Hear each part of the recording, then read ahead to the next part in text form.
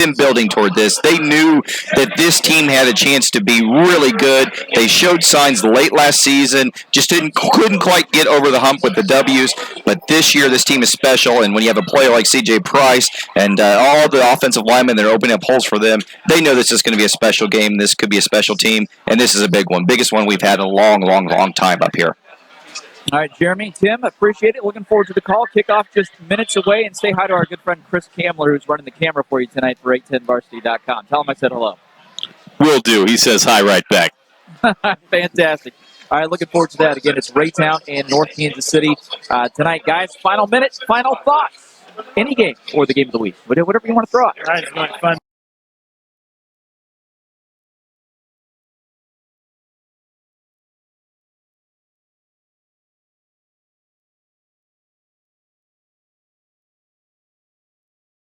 Kind of games and not have to worry about any rain or anything.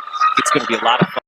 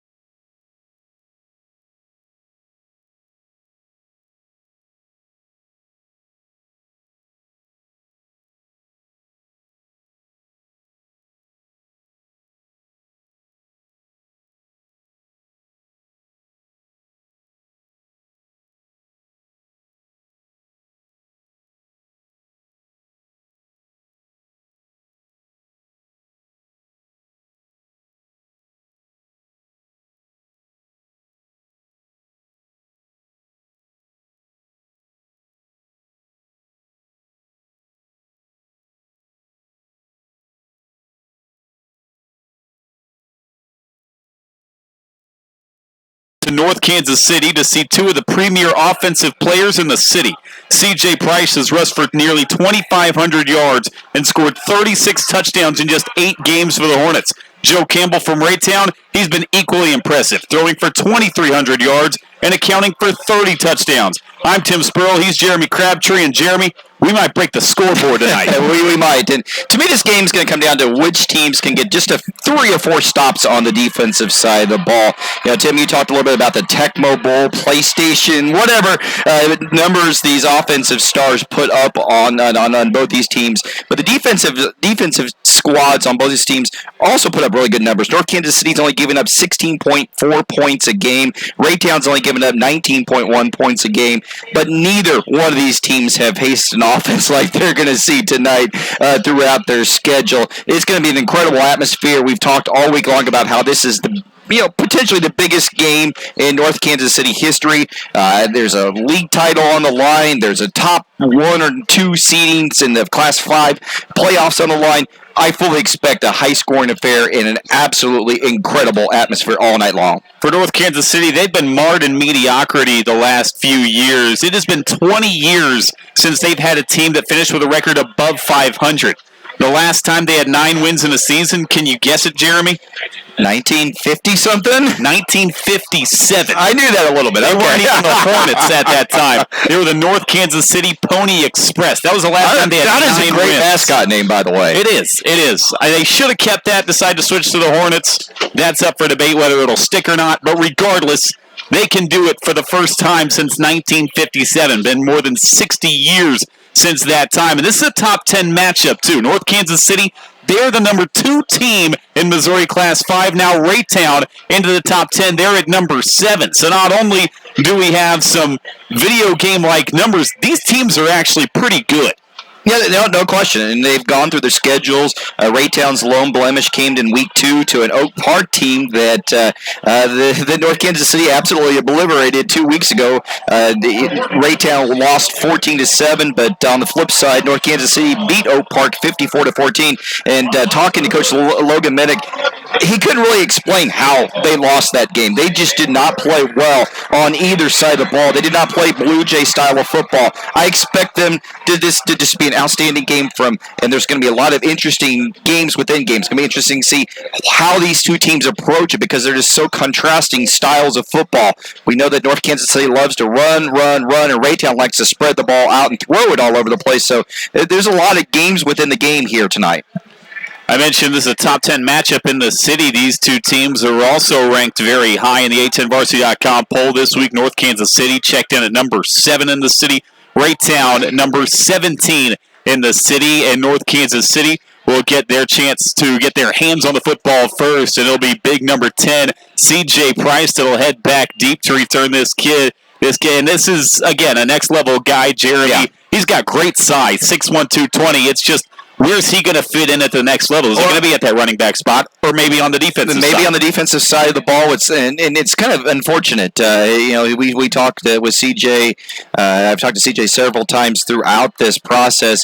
He didn't take care of academics early on, but is within spitting distance of being qualified. So the schools are going to take a chance on him, and the schools that do take a chance on him are going to get themselves a heck of a football player. And you're right, CJ could end up playing a multiple of different player positions. Some like him at corner. Some just see they can't take the football out of his hands because he's too explosive on the offensive side of the ball. Some like him as an outside linebacker. He's just one of those guys that is just a darn good football player regardless of where he ends up on that next level. North KC will go left to right across your radio dial, across your computer screen. If you're watching us online at A10Varsity.com, they're in those all-black uniforms, the purple numbers, and Raytown in their white road unis, the blue pants, the dark helmets. They will kick from the right, going to the left. They like to pooch kick. They like to onside kick, and the opening kick here is a high end-over-end kick that is going to be fielded near the 10-yard line. Across the 20, 25, big hole, a lot of room, far side midfield. Still going on his feet near the 40-yard line, cut back, still spinning and run out of bounds, finally on the far side, and great starting field position after the big return by Jeremy Brown. That was just poor coverage by Raytown, but then also just outstanding speed by Brown. Found the hole at the middle, and he just was gone. And what great field position. You don't want to give this offense short field, but here we are right out of the gate. Raytown's defense's backs are up against the wall against one of the best offenses in the entire metro area. And if you notice, 10 guys headed off the field, 10 guys come on. The one man that stayed on the field, C.J. Price. He won't leave it much tonight. He's the deep back behind his quarterback, Seth Motley. He gets the carry, going straight up the middle, breaks one tackle, and then he's gang tackled near the 30, near the 29. He kept turning the feet. And he's a powerful runner. That's what impresses me most about him. Yes, he's got breakaway speed, but he loves to run between tackles and is so hard to get down. It does not go down on first, second, even third contact, and that was a great example right there. Gets almost 7 yards on just a simple running play up the middle. They line up in the I formation. And now they're going to shift into a pistol set. Hall, the quarterback, high snap over his head, and now they're going to blow this one dead. And that would be normally a false start, and if it is, it just saved North Kansas City. Interesting. They're going to call offside. Wow. And again, you don't often see them blow it dead for an offsides call, but that time they did. You know, maybe that was one of the cases of the center snapped the ball because he realized that somebody was offside and got the 5 free yards there. But fortunate that there was a whistle because the snap was way over Matley's head. So, but the 5-yard penalty will actually move the chains for North Kansas City. 1st and 10 from the Raytown 23-yard line. Pistol snap right up the middle. C.J. Price hurdles one, turns the feet inside the 20, 15. They got a caravan inside the 10, and he's tripped up near the 6-yard line.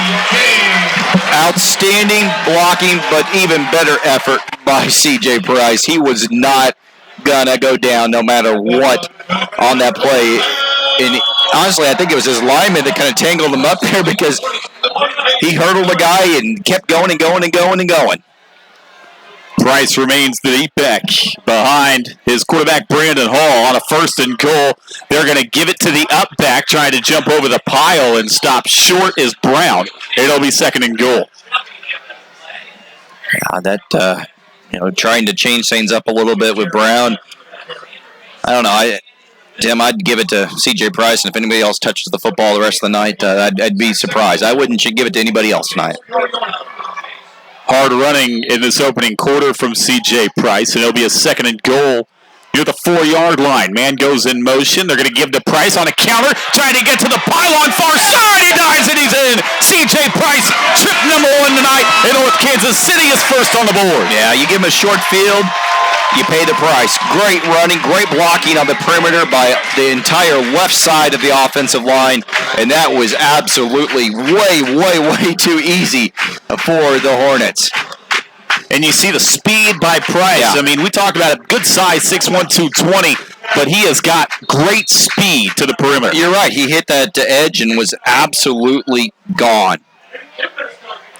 Extra point is up, and that is going to be wide left. And so a miss on the extra point, but it doesn't matter too much in the early going. That opening drive, 1:45, C.J. Price caps it off with a 4-yard plunge. North KC up 6-0 on your Sports Radio 810 High School Football Game of the Week. Chiefs checking from Community America gets you closer to the game. Is there any better way to get closer? Hey, man. Go long.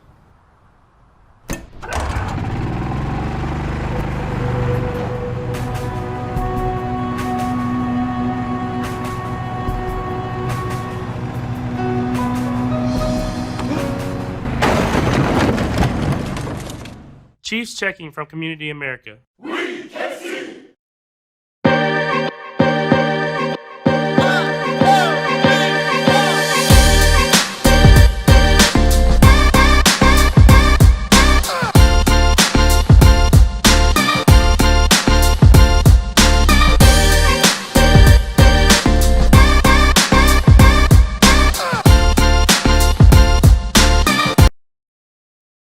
East of State Line on Highway 150. They're online at Here we go.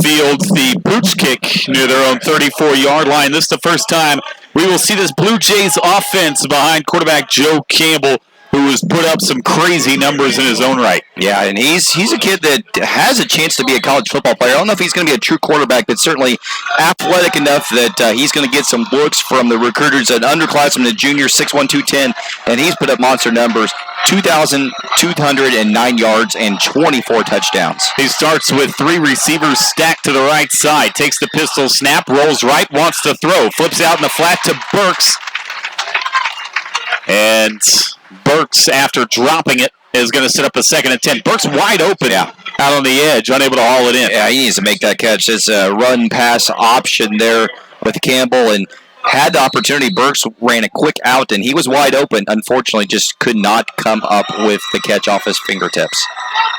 Burks, 27 catches on the year, but they have got 2 highlight reel receivers by the name of Devontae Key and Desmond Hudson. Hudson has committed to play at Iowa next year.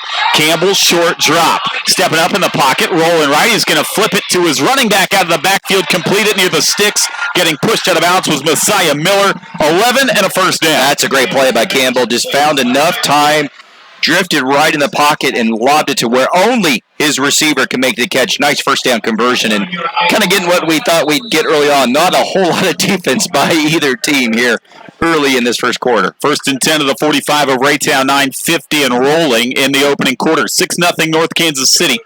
They lead after a 4-yard touchdown from C.J. Price. Campbell opens up in the shotgun. He puts Key in motion. He's going to give it to him on a jet sweep. He's going to make one man miss, and he's going to get tripped up 3 yards deep in the backfield. Yeah, big play blown up by Northwestern defensive line commitment. Adebawe did a nice job there of setting that edge and forcing the running back, actually the receiver, Key, to cut back up inside.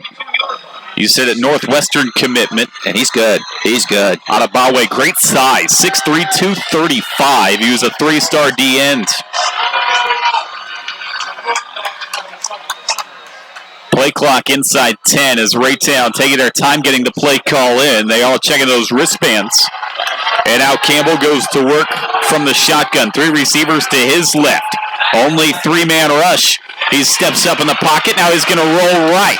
He wants to run. Campbell makes one man miss and dives across the 45. Only a gain of 3 yards on the keeper from Campbell. And that is another asset to his game we haven't talked about. He can run. Yeah, he does. He's averages 3 yards a touch. Got 8 rushing touchdowns. And you're right, he does have.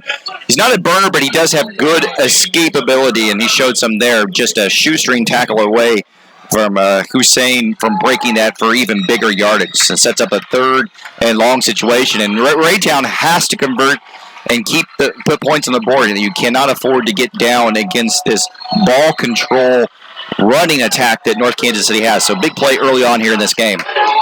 Play clock to 2. Campbell the shotgun snap.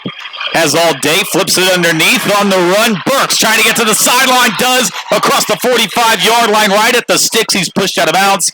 But that looks like it's going to be just enough. 10 yards on the catch and run.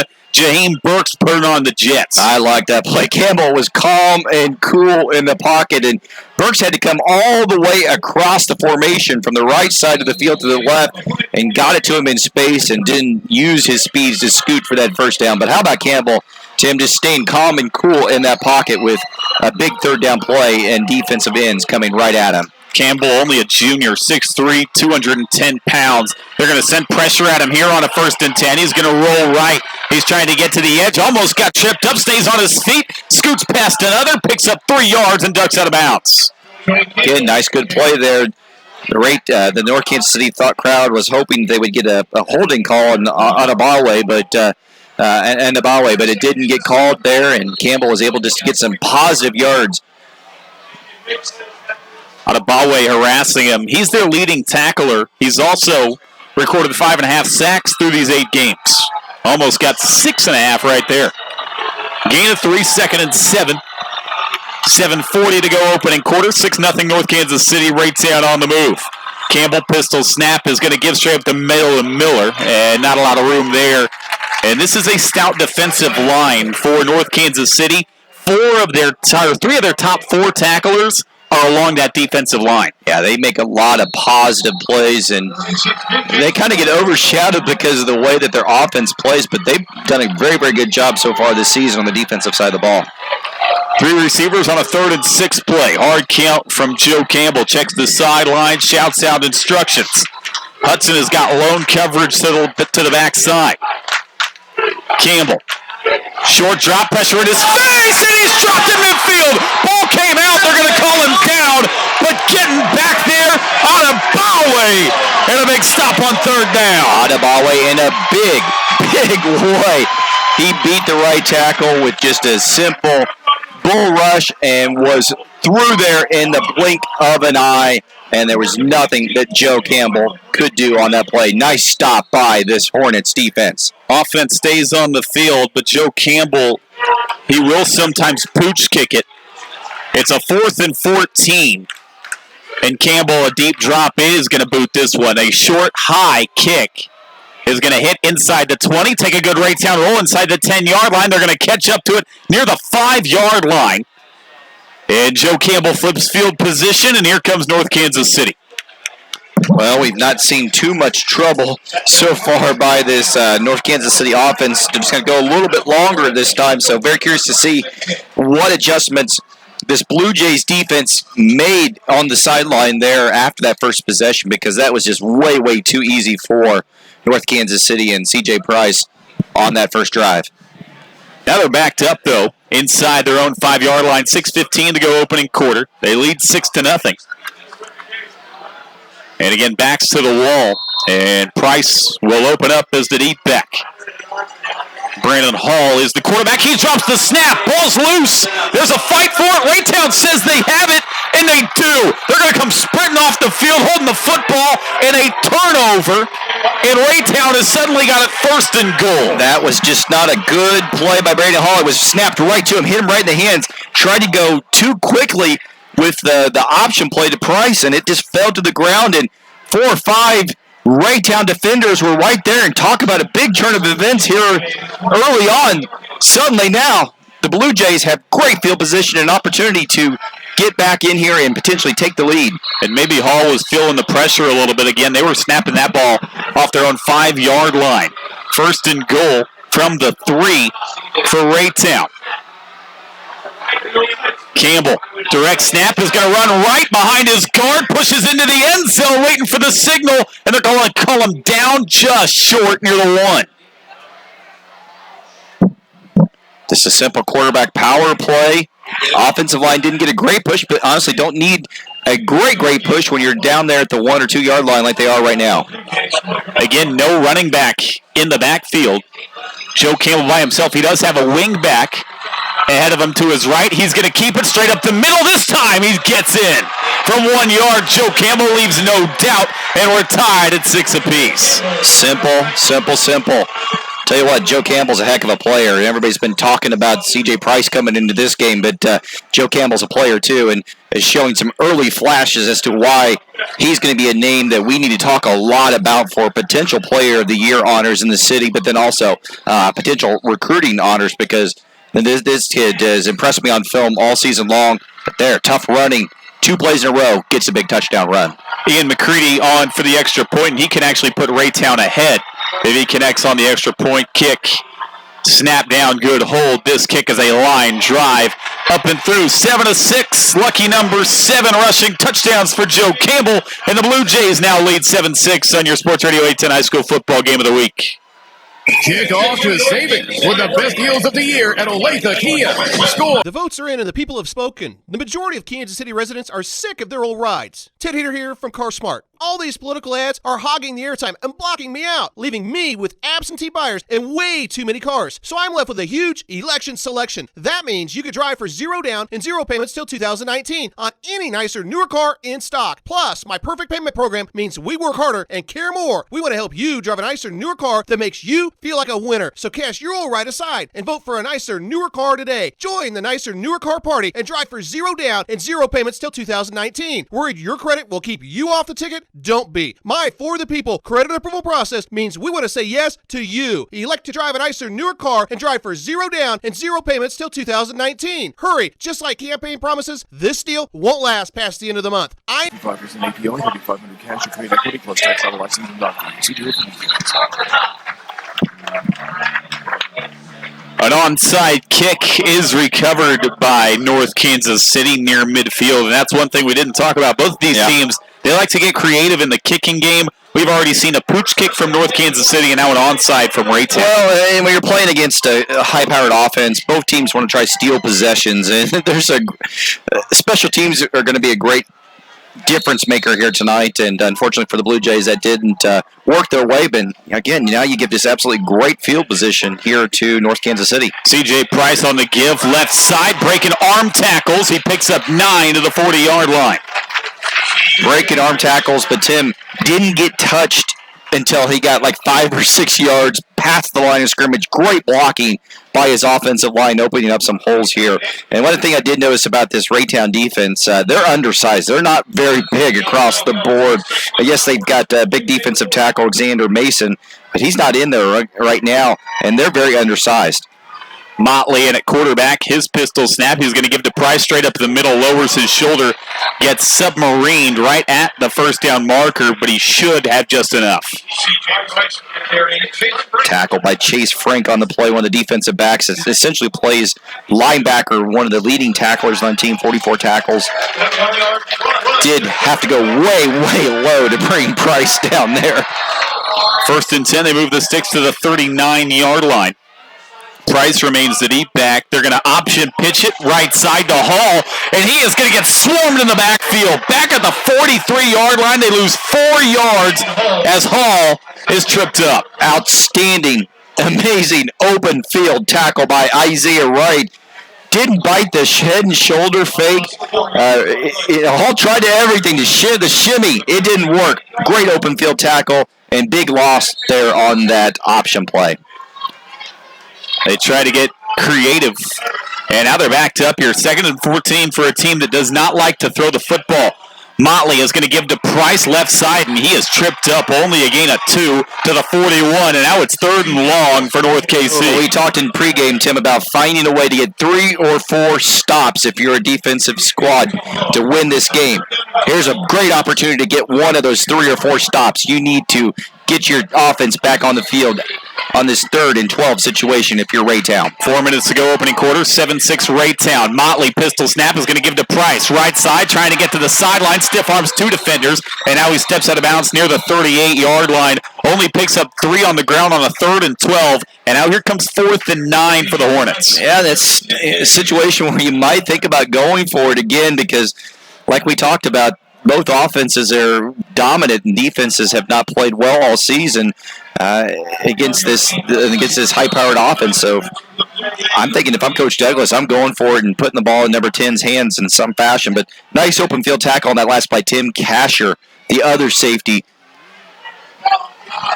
Here we go, 4th and 9. Again, this is not a team that likes to throw the ball. Motley is going to motion Price out of the backfield. Short drop is going to throw it over the middle. Has his man in stride. It's Joyner inside the 10. And he'll walk it untouched on a 4th and 9. They go 38 yards to the house, and the Hornets lead. That was just, I don't know how to really describe it because they look like they let all the defensive linemen come through.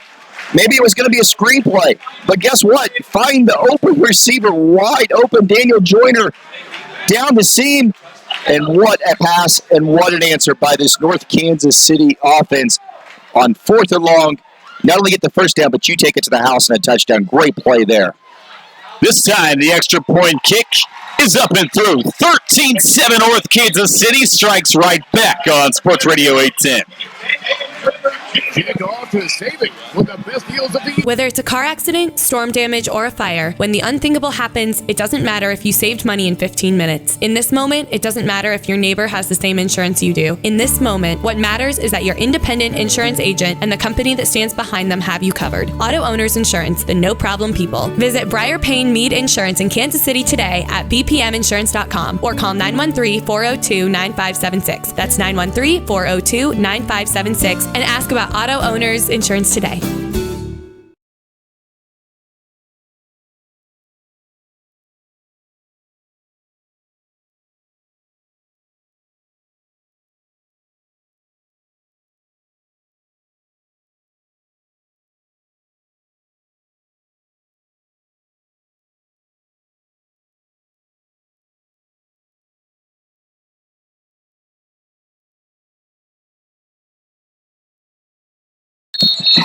13-7.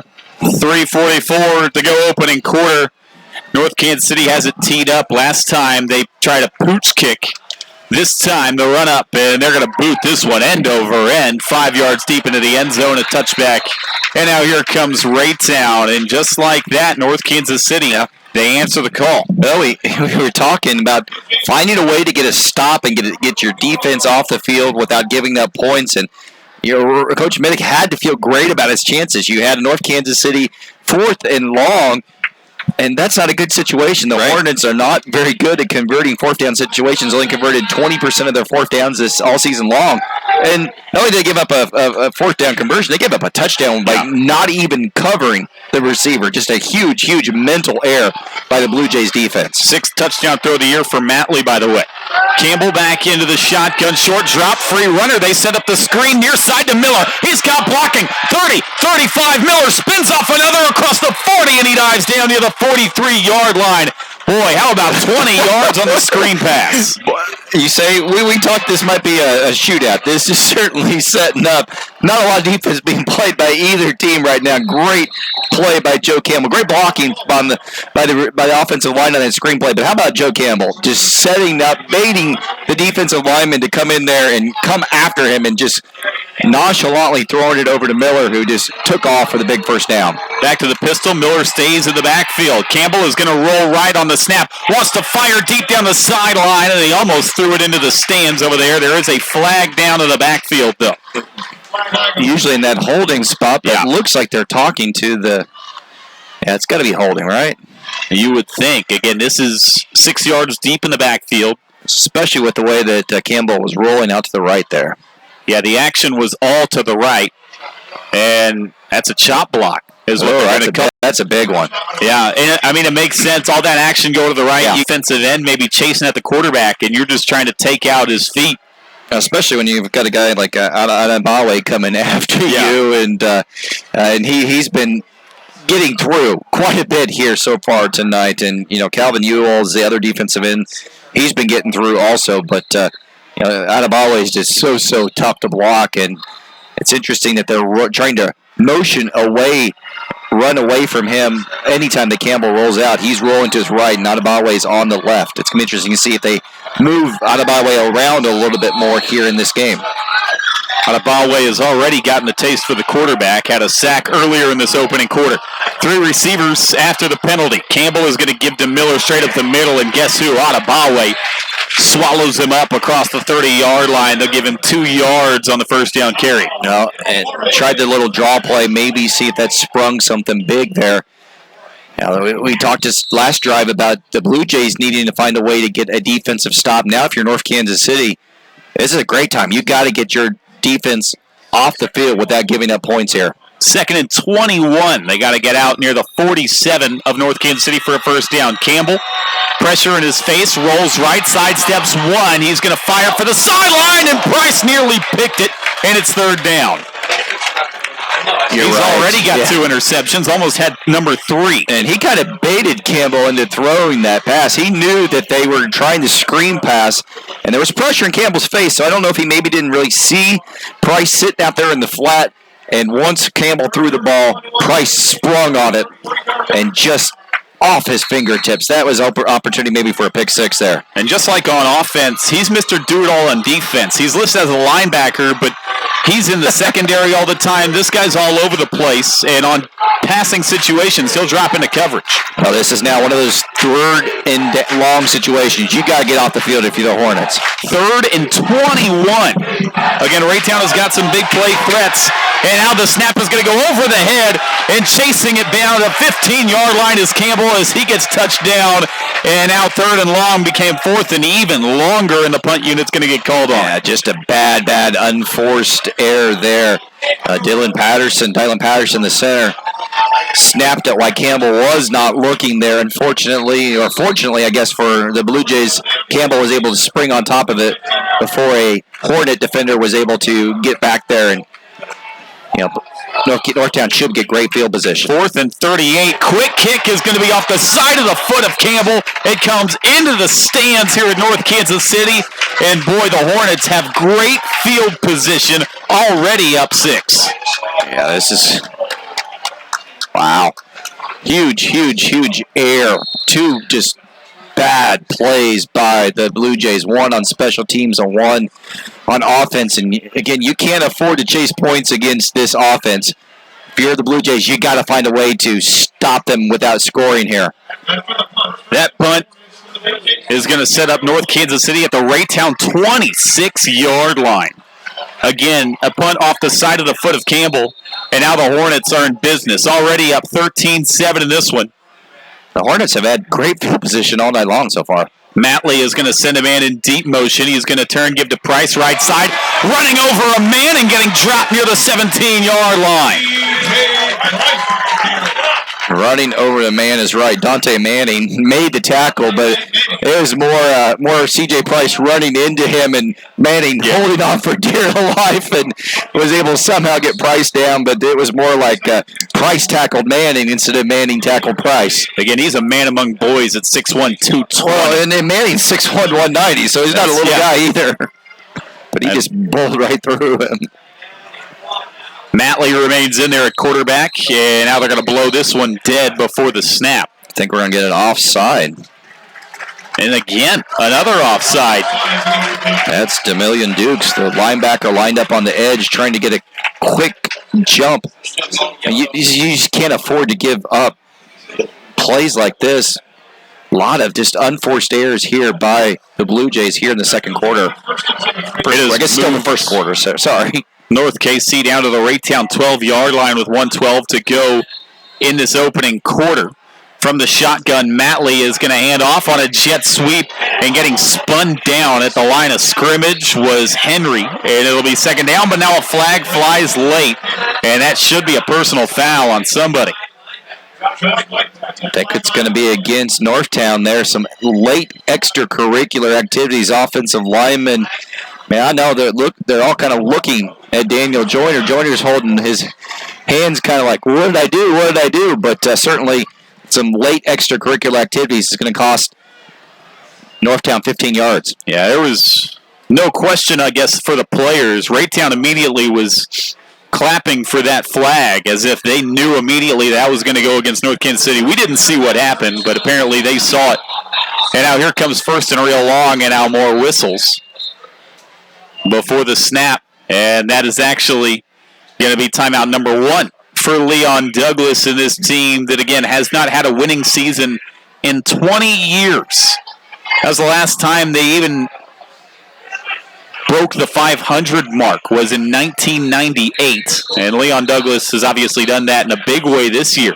Now, and keep in mind, these are big opportunities here for playoff seeding here. Right now, that if you look at things we're in today, Raytown is on the number 1 line on this side of the bracket. And on the flip side, North Kansas City is on the number 2 spot on the other side of the District 8 bracket. So this is all about seeding here. Out of the timeout, Price hurdles one straight up the middle across the 20 and down near the 19-yard line. Gets a lot of that penalty yardage back. And now it's going to set up third down. He's used that. He's hit that jump button multiple times here tonight on his controller. It's that Y button. Yeah, he's not afraid to use it. Or the triangle if you're one of those PlayStation people. Yeah, that PlayStation people. Boo. Yeah. Yeah, we're on the same wavelength. Give me my Xbox. Third and 15. This could be the last play of the opening quarter. They send a man in motion. They give to Price straight up the middle. Hurdles another. He's inside the 10. C.J. Price, his second trip to the end zone in the blink of an eye. Price has got North Kansas City up 19-7. Well, Price is going to get a lot of the credit there on that play, but the offensive line deserves the credit. Just dominating blocks on the interior. All of the defensive linemen were down on the ground because of the blocking of the interior of the offensive linemen. You're right. Price had to hurdle the defensive lineman and the offensive lineman because they had taken him to the ground. Some great one-on-one wins by the Northtown offensive line sets up C.J. Price to dance into the end zone with a monster touchdown run. Offense will stay out there. And now they're just going to line up for an extra point kick. Price was waved back in. He's the wing on the extra point unit, if you were curious. The extra point kick, by the way, is up and through. 20-7. All Hornets in the opening quarter on your Sports Radio 810 High School Football Game of the Week. This is Stephen St. John here. High school sports fans, Trent Green here, and when I want the latest scores and news, there's only one place I go, 810varsity.com. Live scores, features, brackets, and even watch games live on the laptop, phone, or mobile device. Watch the Lee Summit, Blue Springs, and Park Hill schools, Blue Valleys, Olathes, Rockhurst, Miege, Lansing. The list goes on into Missouri and Kansas. And playoff broadcasts too, plus top 25, awards, and more. Check it out now, Kansas City's home for high school sports, 810varsity.com.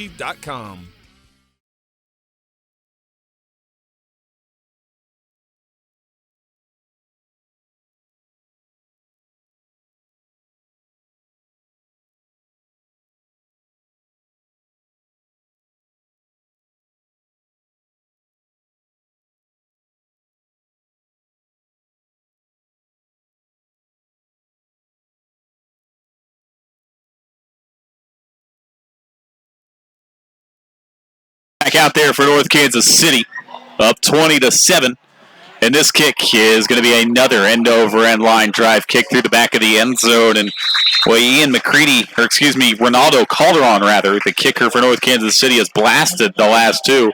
And now here comes Raytown. They need points on this drive. They do. You have to find a way to get some points on the board. You cannot afford to get too many scores down, especially with the way that North Kansas City is running the football. I mean, keep in mind, Tim, C.J. Price averages 305 yards a game. It's not even at the end of the first quarter.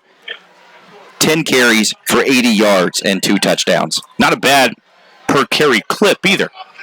I'll take 8 yards on carry. Campbell alone in the backfield is going to roll right, zip a screen pass that is going to short hop his intended target, 2nd and 10. Nice coverage by the defense here. Daniel Joyner, who has a touchdown catch, also playing both ways at outside linebacker, blew up that screen pass right there.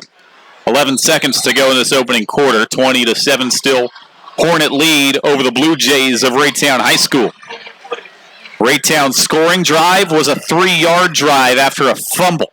They have not been able to move the ball offensively in this opening quarter. Empty formation again for Joe Campbell. North KC, they only rush 3. Adabawe gets home. A flag flies as well. The sack is going to drop 6 yards for Raytown, and then there's going to be a holding called as well. It's Justin Sasser, who has shown some flashes at left tackle, but he's going against a Big Ten level player in Adabawe, and Adabawe with just an explosive first step got around him, and Sasser tried his best to grab and hold, and got a hold of a jersey for just a fraction of a second, but guess what? Didn't stop Adabawe from getting the sack. His second sack of the night. They're going to decline the penalty. Boy, everybody talks about C.J. Price, but Adabawe, man, Tim, he's really darn good too. Obviously gets overshadowed. Probably shouldn't, to be honest. Everybody likes sexy offensive stats, but Adabawe, 41 tackles, 20.5 tackles for a loss. That jumps out to me as a defensive lineman. 3rd and 16, and they're going to wind the clock down to the end of quarter number 1. Raytown in the world of hurt after one quarter, facing a 3rd and 16 after this on your Sports Radio 810 High School Football Game of the Week. The votes are in and the people have spoken. The majority of Kansas City residents are sick of their old rides. Ted Hater here from CarSmart. All these political ads are hogging the airtime and blocking me out, leaving me with absentee buyers and way too many cars. So I'm left with a huge election selection. That means you could drive for 0 down and 0 payments till 2019 on any nicer, newer car in stock. Plus, my perfect payment program means we work harder and care more. We want to help you drive a nicer, newer car that makes you feel like a winner. So cash your old ride aside and vote for a nicer, newer car today. Join the nicer, newer car party and drive for 0 down and 0 payments till 2019. Worried your credit will keep you off the ticket? Don't be. My For the People credit approval process means we want to say yes to you. Elect to drive a nicer, newer car and drive for 0 down and 0 payments till 2019. Hurry. Just like campaign promises, this deal won't last past the end of the month. I'm Ted Heater, your dealer for the people. See all the cars at GetCarsmart.com. That's GetCarsmart.com. Credit requires bank approval. Negative equity may be refinanced. Offer absolutely ends on October 31st, 2018.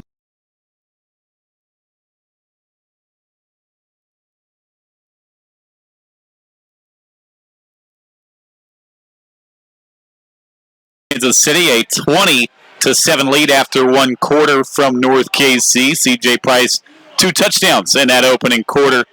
And our Raytown And they're looking for answers as we open quarter number 2. They've got a 3rd and 16 to open up the quarter. They got to get out to the 30-yard line to move the chains. Joe Campbell is going to have Messiah Miller in the backfield to his left as we prepare to open up quarter number 2. I'm Tim Sproul. He is Jeremy Crabtree. You're listening live on Sports Radio 810, or maybe you're listening on the ESPN app, or maybe you're watching and listening on 810varsity.com. Doesn't matter how you're doing it. The important thing is that you're doing it on a fun Friday night with the playoffs looming in the state of Missouri. Campbell, shotgun snap, is going to roll left on the snap. Looking back to his right, he wants to uncork a deep ball. He will for Key. Key has got it across the 40, far sideline 20. Devontae Key, you're not going to catch him. He's in the end zone. Oh, from 84 away, Raytown is right back. What did we just see? What did we just see? We saw an underthrown pass. And there were 2 defenders there. And Devontae Key said, forget this. I'm going to come back to the football. That's my football. And took it away and ran untouched into the end zone. Turned on his jets. Joe Campbell threw it up there. And to his playmakers, Devontae Key. Holy cow, Tim. That was fun to watch. Wow. Unbelievable throw. Unbelievable catch and run by Devontae Key. This kid has got a cannon. He threw that back post.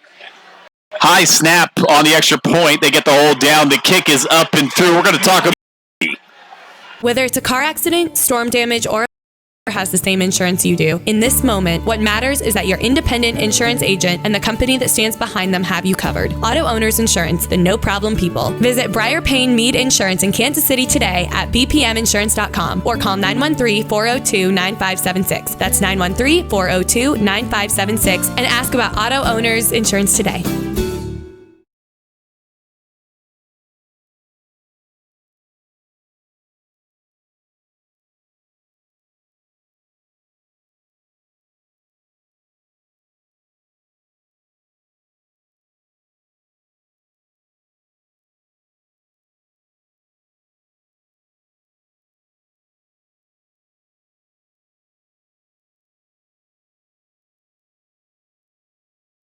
Price is better than their last. Watch it now. coming back with a bang on Sports Radio 810.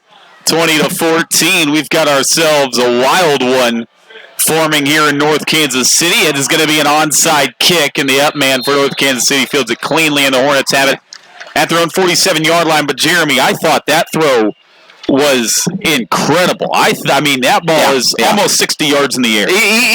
Easily. And it's one of those things as Coach Minich's probably on the sideline going, no, because there were two defenders there.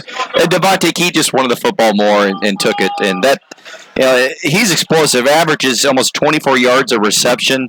An 84-yard touchdown. That'll boost your average right there. And Raytown's right back in this game now. Matley back in at quarterback is going to give to C.J. Price. Left side, stiff arms 1, stiff arms 2, still going across the 50, and he's ridden down to the 49-yard line. He did a lot of running there only to pick up 4 yards. Yeah, but still, it just shows you his power right there where it could not go down because they couldn't get him down.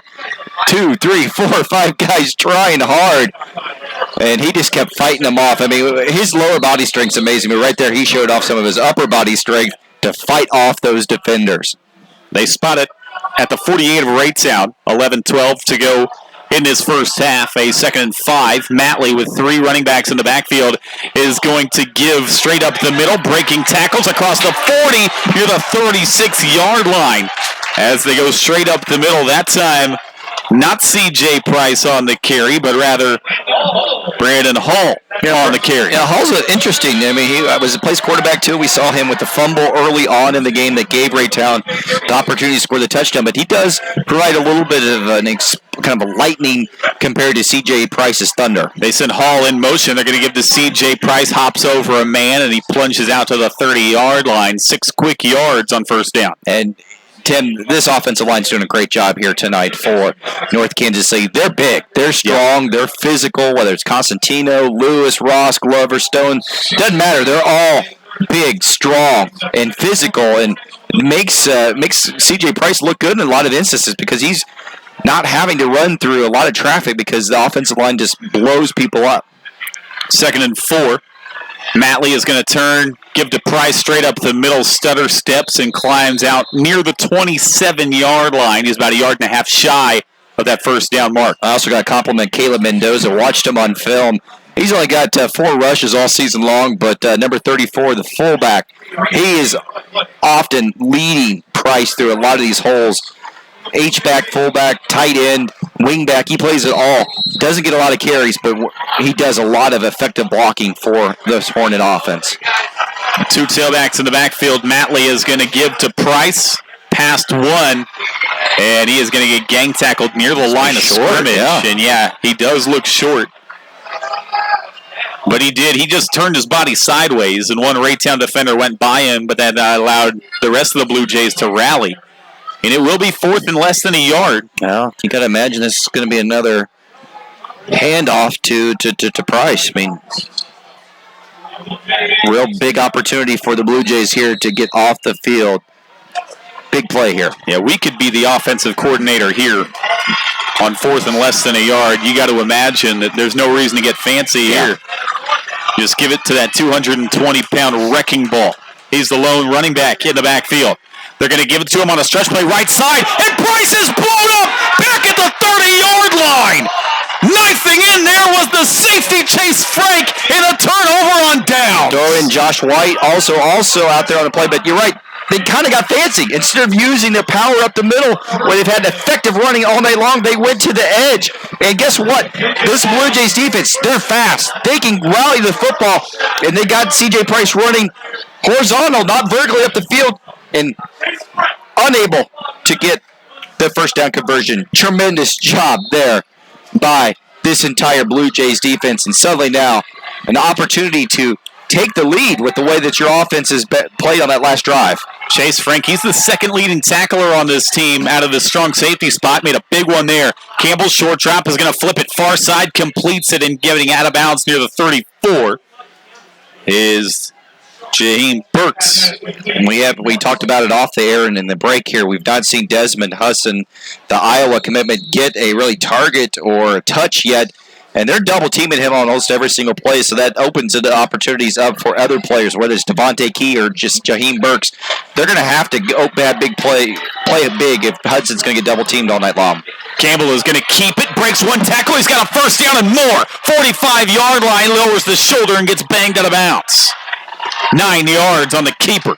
You know, they don't really have much of a running attack, this Blue Jays offense, but right there, Joe Campbell showing some versatility and tough running there because he took a hit late on that play. Right at the 45 is where they spot it. 8:43 to go till halftime. 20-14, North Kansas City leads, but Raytown trying to take the lead on this drive. Shotgun snap, bobbled by Campbell. He's going to set up the screen to Miller. Far sideline. He's got a first down and more.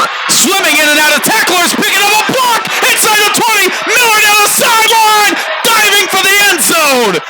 And Raytown has tied it up at 20. Wow, what a way to take advantage of an over-aggressive defensive line.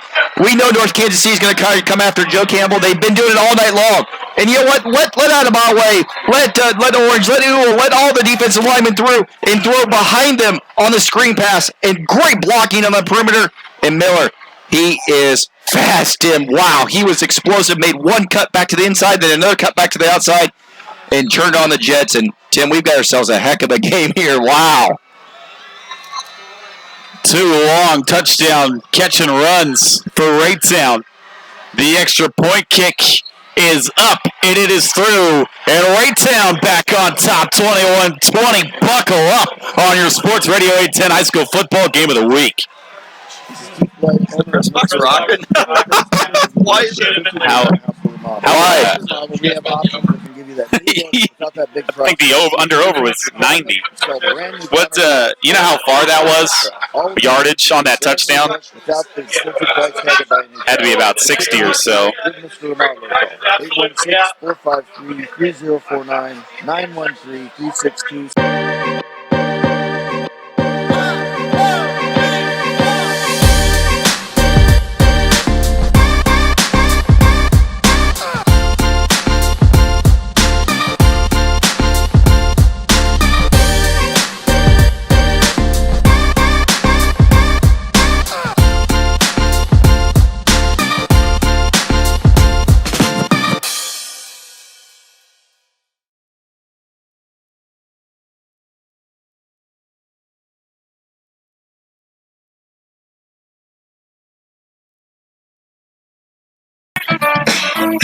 Kicking team back out there for Raytown, now up 21-20. McCready will hesitate, and now it's like he got an audible for the kicking unit from his sideline. Well, they've been kicking all these pooch and onside kicks. Kick it long here. This time, McCready is going to throw a middle onside right at him, and North Kansas City fields it clean.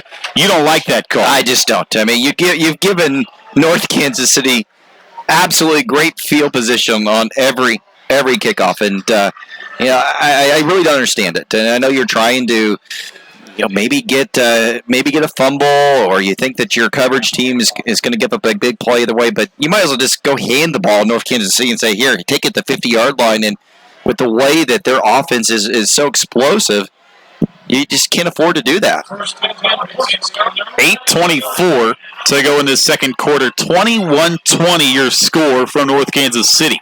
Raytown up a point on the Hornets, who have the football. And now Brandon Hall back in at quarterback. He is going to keep it. He is going to go straight up the middle and pick up 9 yards on a gashing run. All right, Tim, we know we came into this game talking, obviously, about C.J. Price, but you got to look at the job that Joe Campbell has done. 6 of 9 for 190 yards and 2 touchdowns. Messiah Miller, 3 receptions for 89 yards. This Blue Jay offense said, hey, we can score some points too. About 1.5 yards shy of that first down. Hall remains the quarterback in the pistol formation. Price is the deep back. Hard count. They're going to fake it. Hall is going to pull it out. He's got a lot of room. A blocker ahead. Inside the 20. A little stutter and a spin inside the 10. Weaving in and out. He gets into the end zone. And a flag flies near the 5, and they will take this one off the board. But still, an amazing individual effort by Brandon Hall, patiently waiting for his blocking to develop on the outside, then spinning. Great individual effort. Unfortunately, a late block on the perimeter. I believe they're going to get Jeremy Brown on the hold to either that or a block in the back. Yeah, block in the back. Yeah, it was Jeremy Brown, number 1, though, out there on the perimeter. I don't know if he really needed the block because Hall had the guy beat with the spin. But just explosive playmaking on both sides every single time, Tim. I mean, we can't go 2 or 3 plays without somebody busting a long one. We knew these defenses were going to struggle tonight, but boy, oh boy, I don't think we thought it would be this big. Brandon Hall's the kind of guy that's going to make you miss in a phone booth. 1st and 10 after they take the touchdown off the board from the 15. Hall remains the quarterback, sends a man in deep motion, is going to give to Price left side, and Price is going to get thrown down for a loss of 1. Great push by the Raytown front. I think it was Tim Casher, who was defensive back, but boy, he was lined up on the inside, outside there as a defensive end and really kind of blitzed through there untouched. Yeah, Cashier able to catch Price on the backfield his last 2 carries. Well, this could be big. I mean, if North Kansas City doesn't find a way to get into the end zone here, that holding play suddenly looks really, really bad. But the tide has turned real quickly in this game. North Kansas City was up 20-7, and now 14 straight by Raytown. Here comes the 2nd and 11 in the red zone. Hall. High snap is going to give to Price on a stretch play coming near side. He gets run out of bounds across the 15-yard line. Yeah, they're curious to run that stretch to the short side. Oh, and they ran the stretch on 4th down, too, and it got stopped. So, the stretch play allows this Blue Jay defense to use their speed and rally to the point of attack and to the outside. And doesn't really allow this offensive line to do what they do best, is gash people by running straight at him. Now we're at 3rd and long. Big play right here. Hall remains the quarterback. 6:50 to go till halftime. Pistol snap. They're going to give to Price. Hurdles 1, and he gets slammed down near the 18-yard line. They took him right out of midair. Chase Frank, they're legitimately bringing both safeties up and playing them at the line of scrimmage, and Chase Frank came untouched there. Price tried his jump move again, tried the Y button. Didn't work. And now we're at 4th and long. Yeah, I was going to mention it. Calderon, the kicker for North Kansas City, has not made a field goal this year. So the offense stays on the field. That's the call here from the 13-yard line of Raytown. 4th and 8 for the Hornets. Hall, low snap, picks it up. He He wants to run, makes one miss, flag flies, and he's going to get gang tackled well short of the first down marker, but the flag should definitely go against the Hornets in the backfield, and Raytown's going to get a turnover. And Chase Frank pointing emphatically to the other side, to his fans. He knows that was a monster play by this defense, and we talked pregame, just 1, 2, 3, 4 stops. Going to be the turning of the tide in this game, and there. Mark that down. That's one of these key stops here for this Blue Jay defense. And remember, a touchdown got taken off the board on that drive after a block in the back call. I mean, it was a good call. We're not arguing that. Legitimate. What's so unfortunate about it, I don't think Brown needed a hand, needed to hold, because I think Hall was going to get into the end zone. So Raytown back with it, up 21-20, 6:02. In what has been a shootout in half number 1 from the Northland. Campbell will be in the shotgun. He's going to give off to Key on a jet sweep, trying to get to the sideline, cuts it up near the hash mark, and he gets out just shy of the 20-yard line, about 5 yards on first down. Tell you what, Key's fun to watch. You got to wonder, is Hudson going to get a touch here sooner or later? He did have one-on-one coverage for the first time that we saw there. They've been rolling 2 guys up over him. He's got one-on-one coverage. You got to think you're going to take that opportunity sometime here in this game. He's got that sprinter speed. 2nd and 4, movement before the snap, flags fly. This should go against the Hornets. It should be a first down for the Blue Jays. Yeah. So that 5-yard penalty is going to go ahead and move the chains. Boy. And you started this drive at your own 15-yard line. 10 quick yards has got you out of the danger zone. Now you're on your own 25-yard line. And a new set of downs as well. Man goes in motion. They're going to give to Miller. Big hole, far side, spins off one, has got a first down and a gain of 12. Messiah Miller making things happen with his feet in this opening half. Yeah, they've not really run the ball effectively all night long, other than when Campbell's run several times on scrambles. But Messiah Miller there just did a nice job of somehow finding a way, cutting up through there and spinning for that big first down game. This is a big moment in the game right here, Tim, because if you're Northtown, you got to find a way to get off the field. Yeah, North Kansas City has not really been able to get any stops since Raytown shot themselves in the foot back in the first quarter. They're going to send a man in motion. They're going to flip it out near sideline. Burks looking for blockers. They never got there, and Burks was swallowed up back at the 38-yard line. He looked up, and there were 3 black jerseys staring him down. Yeah, as you mentioned, not blocked well. They've been blocking well on these quick out screens. So they're going to call a false start. And you decline that if you're Northtown? Unfortunately not. Was it before the play? Unless they called an illegal formation. But again, an illegal formation, I don't think you have the option either. Because if they had the option, obviously... You had to take the down, right? Yeah, you would have. But I don't think they have the option. So 1st and 15 after the penalty. And it's going to be 5 receivers. 4 receivers in a diamond to the left side. And I don't know if you can hear it, but this Northtown crowd sensing this is a critical point in this game. They're getting into it. They're getting loud, urging their defense to make a play. Single coverage on Devontae Key. He has an 84-yard touchdown this game. Campbell instead is going to throw left side. Burks, he ties a block this time as he sidesteps and picks up about 5 yards. North Kansas City did a good job of rallying. It looked like he had a lot more room at the catch, and now Burks remains down. Yeah, I think if Burks just continues to the outside instead of slowing down a little bit, letting the defense come back, I think he gets the first down, and he's down on the ground. He took a hard hit. As you said, the defense rallied hard to him. Fortunately, down on the ground. But they flow very quickly to the football, does this Hornet defense, and that time they swarmed over there on the far side, no pun intended. 21-20. Thank you. You did that on purpose, right? I'm not going to tell you that. Hey, just a reminder, the Sports Radio 810's coverage is brought to you by the Sports Medicine and Performance Center at the University of Kansas Health System, A&B CarStar, and Papa John's. Also, don't miss out on the Papa John's Pizza Fan Challenge. Now through Saturday, Raytown fans can use online promo code 810 Raytown Blue, and North Kansas City fans. Chiefs checking from Community America gets you closer to the game. Is there any better way to get closer? Hey, man. Go long.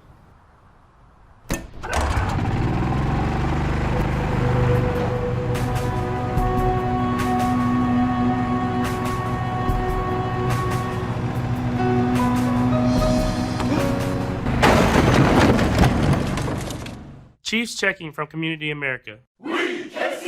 Versus Blue Springs. Blue Springs up 17-13 in the second quarter. Lee Summit North up 12-0 over Blue Springs South. Another good, interesting game. Lee Summit West is tied 14-14 against Ray Peck. Lee Summit's up 10-6 over Truman. Park Hill South is up 8-7 over Liberty North. And Northland folks are going to be just absolutely fascinated by this score. Get this, Tim. Liberty 21, Staley 7. Wow. How about that? Here's a 2nd and 9 after the injury. Campbell on a keeper, far sideline. He picks up 2 yards, and it'll be 3rd down. But boy, yeah, that would alter some stuff. That would, because again, especially for this North Kansas City team, they're in the same district as Staley, and right now North Kansas City 2nd in the district standings, despite the 8-0 record. If Staley loses and North Kansas City is able to win tonight, you'd imagine that would put them above Staley. It should. It should. And we talked in pregame. That would mean in a playoff game here. Yeah, against Staley, presumably. 3rd and 7. Campbell is going to hand off. They want to set up the throw. Burks is going to throw it over the middle to his tight end for a short gain of 1 yard. He wanted to go deep. It didn't set up. And now it's going to be 4th and 5 after he dumped it off to his tight end, Ben Bryant. Yeah, they were trying to go long to Devontae Key on the receiver pass. And Solomon Glover, we haven't called his name all night long, but boy, he had Key locked up in coverage, was within his hip pocket the entire time. And, we've seen Logan Minich squib kick it, onside kick it all game long. Most times this is a punt right here, 4th and 5 at your own 40, but the offense stays out on the field. Let's see if they do squib kick it. They need 5 to move the chains. 2:47 to go till halftime. Raytown a 1-point advantage over North Kansas City, 21-20. Campbell, an empty formation, 4 to the left, 1 to the right, and now whistles, and we're going to have a timeout. The play clock was at 1, and Logan Minich. So let's talk about this. Logan Minich, in his 2nd season with the Blue Jays, he actually spent a year as the offensive coordinator here for North Kansas City under Leon Douglas, so he's got some history with Leon Douglas, with the coaching staff, and nothing would make him happier than to come out here and hang one on his former boss. Indeed. Well, let's get some scores on the Kansas side. Bishop Miege, they're getting healthy tonight. Lose 2 really tough games to Rockers and Aquinas. They're playing Blue Valley Northwest. It's only 48-0. So certainly looks like the Stags are getting healthy in a quick way. Blue Valley West, this is a fascinating score, Tim. Blue Valley West, yes, the Jaguars are up 6-0 over Blue Valley High. Blue Valley lost last week to Mill Valley. Blue Valley North in Graham Mertz looks like they're rolling. They're up 21-7 over St. James. Mill Valley, huge win over Blue Valley last week. They're up 28-0 over Blue Valley Southwest. Gardner Edgerton 14-7 over Shawnee Mission West. That's a little closer than what we thought. And then the Battle of Lawrence, Free State 14, Lawrence High, the Chesty Lions 6. Out of the timeout, offense stays on the field for the Blue Jays. 3 receivers and a tight end to the left side. And all logic and says you punt this football here, but we'll see. There's no logic in a track meet. Leon Douglas is going to take a timeout. He's not happy about something. He's hot. Busting onto the hash mark. He's way out there yelling at his team. He made a beeline for Roman Vibar, the sophomore defensive back. Did not like something he did. He called a timeout and walked right over to Vibar there. You're right, Tim. Logic hasn't played much into special teams and some of these decisions, especially, you're right, because it is a little bit different of a situation because points are going to be scored. You need to steal possessions any way that you can here, but, normal logic says you punt the football and hope that your defense could do something, but, with the way that they've played it here, I wouldn't be surprised if we do see them go ahead and go for it on 4th and 5. 2:37 to go till halftime. Now, you mentioned those scores, by the way. Blue Valley North, we did their game against Blue Valley at the start of the year. They lost 3 straight to open the year. They've won 5 in a row. We talked about this last year. Yeah. Same type situation. They were sleepers on that 5 line. They're right on the 5 line right now. Back to this game, though. Raytown, a 4th and 5 out of the timeout. They send Burks in motion to the left side. I think they're trying to draw off sides now, the old high school play. Miller in the backfield to the left of Campbell.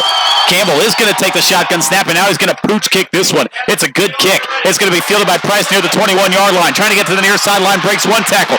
Steps up near the 40-yard line, makes one man miss, and then falls forward to the 44-yard line. Mr. Do-It-All, C.J. Price flips the field. And you're right. You flips the field and ends up only giving up 10 yards by punting the ball. So maybe in hindsight, Coach Minich probably should have gone for it on that play. This is one of these games where logic has gone out the window with any kind of play. Good coaching, though, by Douglas to drop C.J. Price back there basically as a center you fielder. want him to touch the ball as much as possible, obviously. 1st and 10, Matley is going to give to Price straight up the middle, and he is wrestled down after a gain of only 3 yards. And now Raytown, they're starting to contain Price. They're not stopping him. I was just getting ready to say that. You're right. They're starting to battle through some of the blocks on the offensive line. Their linebackers are getting through and making some plays that they did not make early on here in the first half. Suddenly, just a little bit more aggression and more signs of life from this front line of the Blue Jays defense. 2nd and 7. Inside 2 minutes to go till halftime. They're going to give to Price on a stretch play right side. Gets past the line of scrimmage and then not much further as he gets tripped up near the 39. The secondary players for Raytown have made great tackles in the open field on Price. And that was another one, Timmy Cash. And now a late flag. Oh, are we going to get a celebration? Boy, these teams are almost to their huddles and the flag comes out. You're kidding. North Kansas City saying it's against Raytown, but that's just words. I mean, no one's around anyone. Oh, they're going to sideline warning. Okay. That's petty, sir. Oh, my gosh. I have strong opinions about sideline warnings. Seriously. It's just a warning, though. The next one's the 5-yard penalty. That's the big one. There's a bit of sarcasm in that, by the way. 3rd and 4 from midfield. Big play here. Big play here. Got to convert if you're Northtown. And this is probably 4-down territory the way Leon Douglas plays. 1:38 to go till halftime.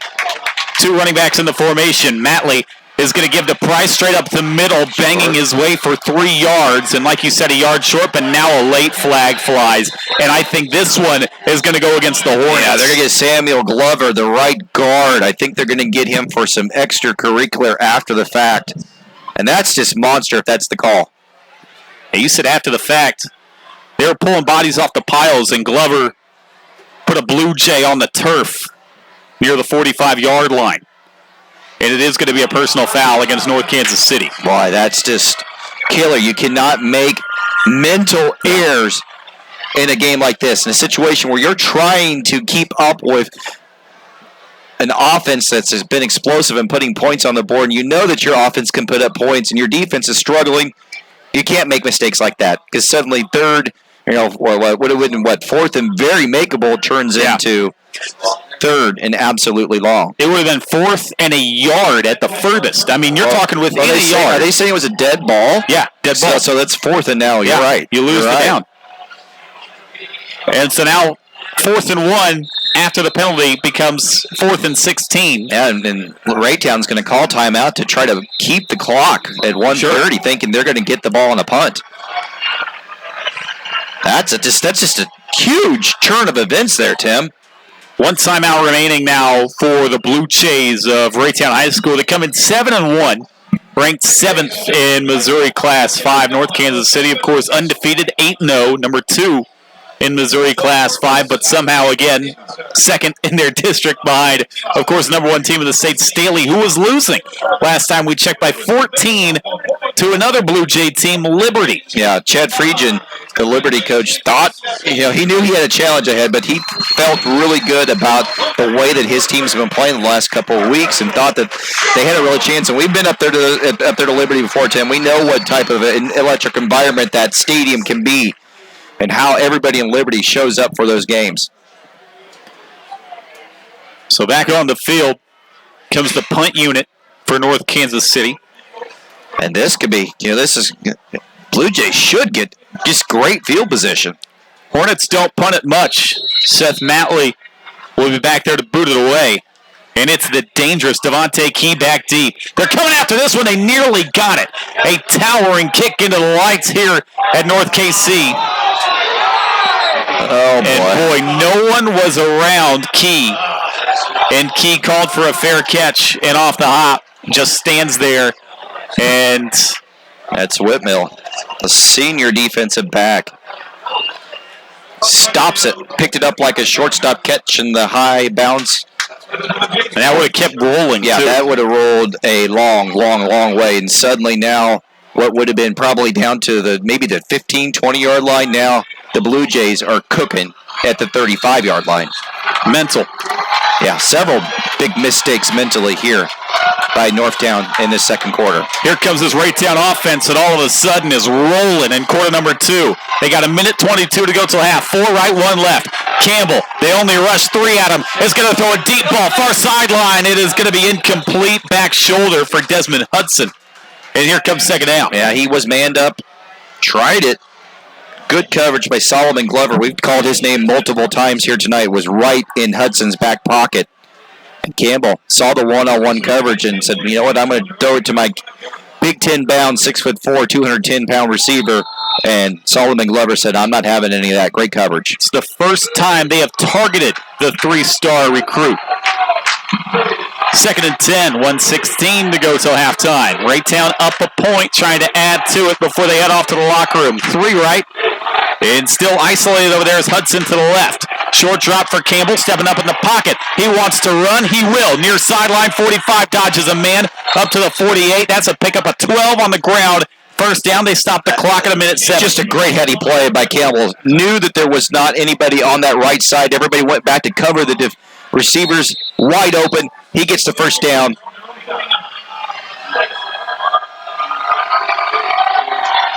Campbell has scored all 3 touchdowns. 2 through the air. He ran 1 in as well. 54 seconds. And whistles and a flag and a false start. And a lot of time came off that clock, too. 16 seconds come off. They took some time getting that ball snapped. And then you don't even get the play off. Yeah. You got to be a little bit more organized there if you're Raytown. They get back up to the line of scrimmage. Right, because it's going to run. As soon as they stop this ball and give the signal, it's going to start running again. Interesting to see if they do bring some pressure on Campbell. They've been playing mainly coverage, and it's not been working, hoping their defensive line can get through. Inside 45 seconds.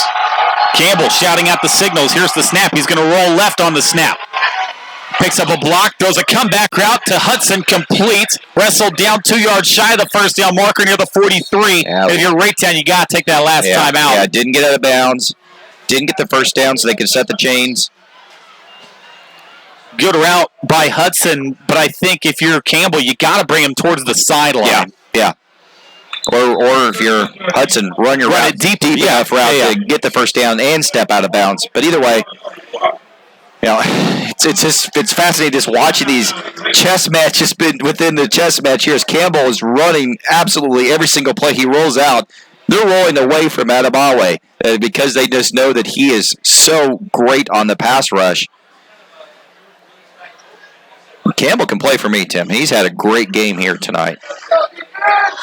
Campbell, like we said, 3 touchdowns tonight, just adding to his total now. 33 total touchdowns on the year for Joe Campbell, who this week they listed the Player of the Year candidates. He was number 3 on that list. Yeah, he's deserved so. He's 8 of 12 for 209 yards and 2 touchdowns. Also has 9 carries for 22 yards. Some of those rushes have been really big rushes. You know, it's play for play with C.J. Price, who's got 22 carries for 171 yards and 2 touchdowns. The players are making plays tonight. Second and a long yard for Raytown. 31 seconds. They're out of timeouts now after that last one taken. 3 right, 1 left. North Kansas City only rushed 3. Dump it out left side. Miller out of the backfield, wide open on the wheel route. Steps out of bounds across the 30. That's a great play call. You're right. The wheel route was wide open. And you know, what I like about Campbell, he does have an arm, but he knows when to just take something off of it, to throw the changeup and make it an easy catch for his receivers and running backs. And right there, he took a little something off of it and hit Messiah Miller right in stride. And he got out of bounds. Most importantly, got out of bounds. tucked out of bounds near the 29. First and 10, 26 seconds to go. And again, Raytown cannot stop the clock with a timeout. Empty backfield for Campbell.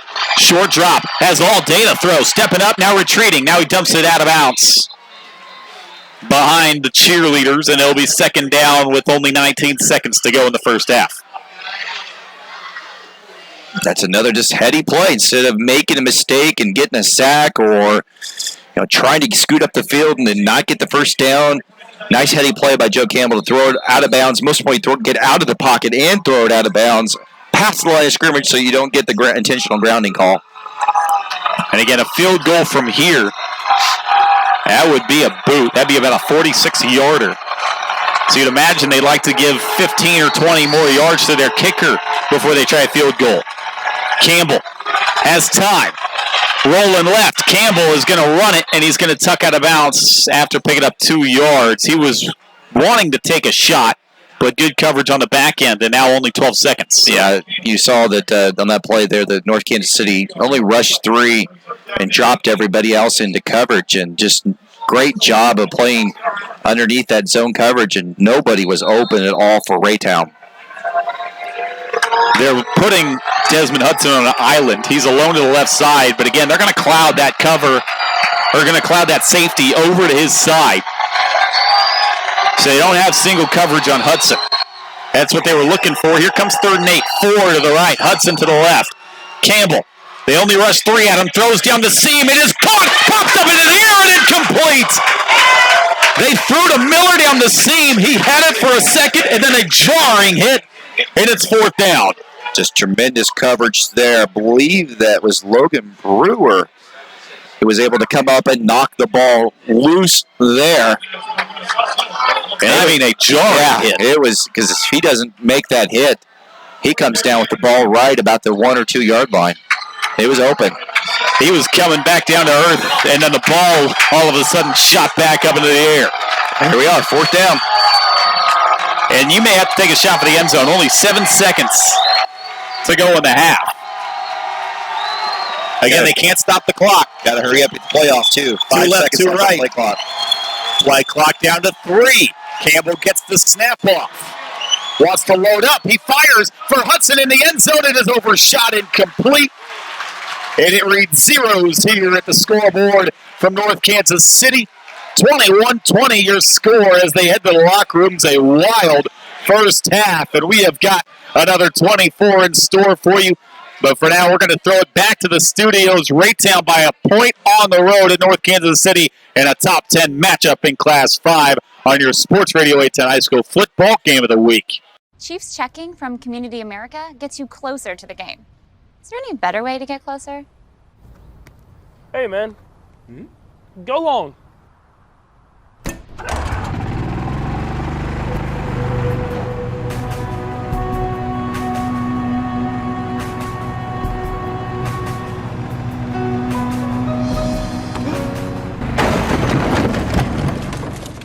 Chiefs checking from Community America.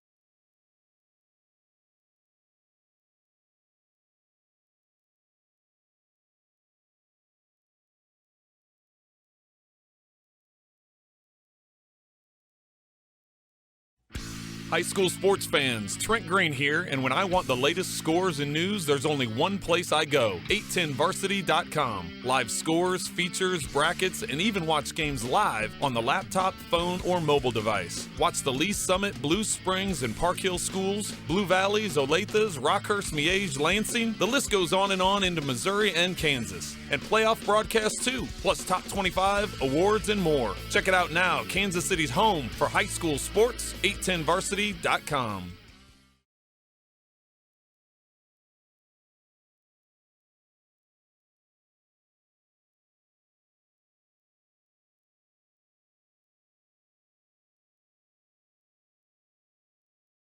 The votes are in and the people have spoken. The majority of Kansas City residents are sick of their old rides. Ted Hater here from CarSmart. All these political ads are hogging the airtime and blocking me out, leaving me with absentee buyers and way too many cars. So I'm left with a huge election selection. That means you could drive for $0 down and 0 payments till 2019 on any nicer, newer car in stock. Plus, my perfect payment program means we work harder and care more. We want to help you drive a nicer, newer car that makes you feel like a winner. So cash your old ride aside and vote for a nicer, newer car today. Join the nicer, newer car party and drive for $0 down and 0 payments till 2019. Worried your credit will keep you off the ticket? Don't be. My For the People credit approval process means we want to say yes to you. Elect to drive a nicer, newer car and drive for $0 down and 0 payments till 2019. Hurry. Just like campaign promises, this deal won't last past the end of the month. I'm Ted Heater, your dealer for the people. See all the cars at GetCarsmart.com. That's GetCarsmart.com. Credit requires bank approval. Negative equity may be refinanced. Offer absolutely ends on October 31st, 2018. Whether it's a car accident, storm damage, or a fire, when the unthinkable happens, it doesn't matter if you saved money in 15 minutes. In this moment, it doesn't matter if your neighbor has the same insurance you do. In this moment, what matters is that your independent insurance agent and the company that stands behind them have you covered. Auto Owners Insurance, the no-problem people. Visit Briar Payne Mead Insurance in Kansas City today at bpminsurance.com or call 913-402-9576. That's 913-402-9576 and ask about Auto Owners Insurance today.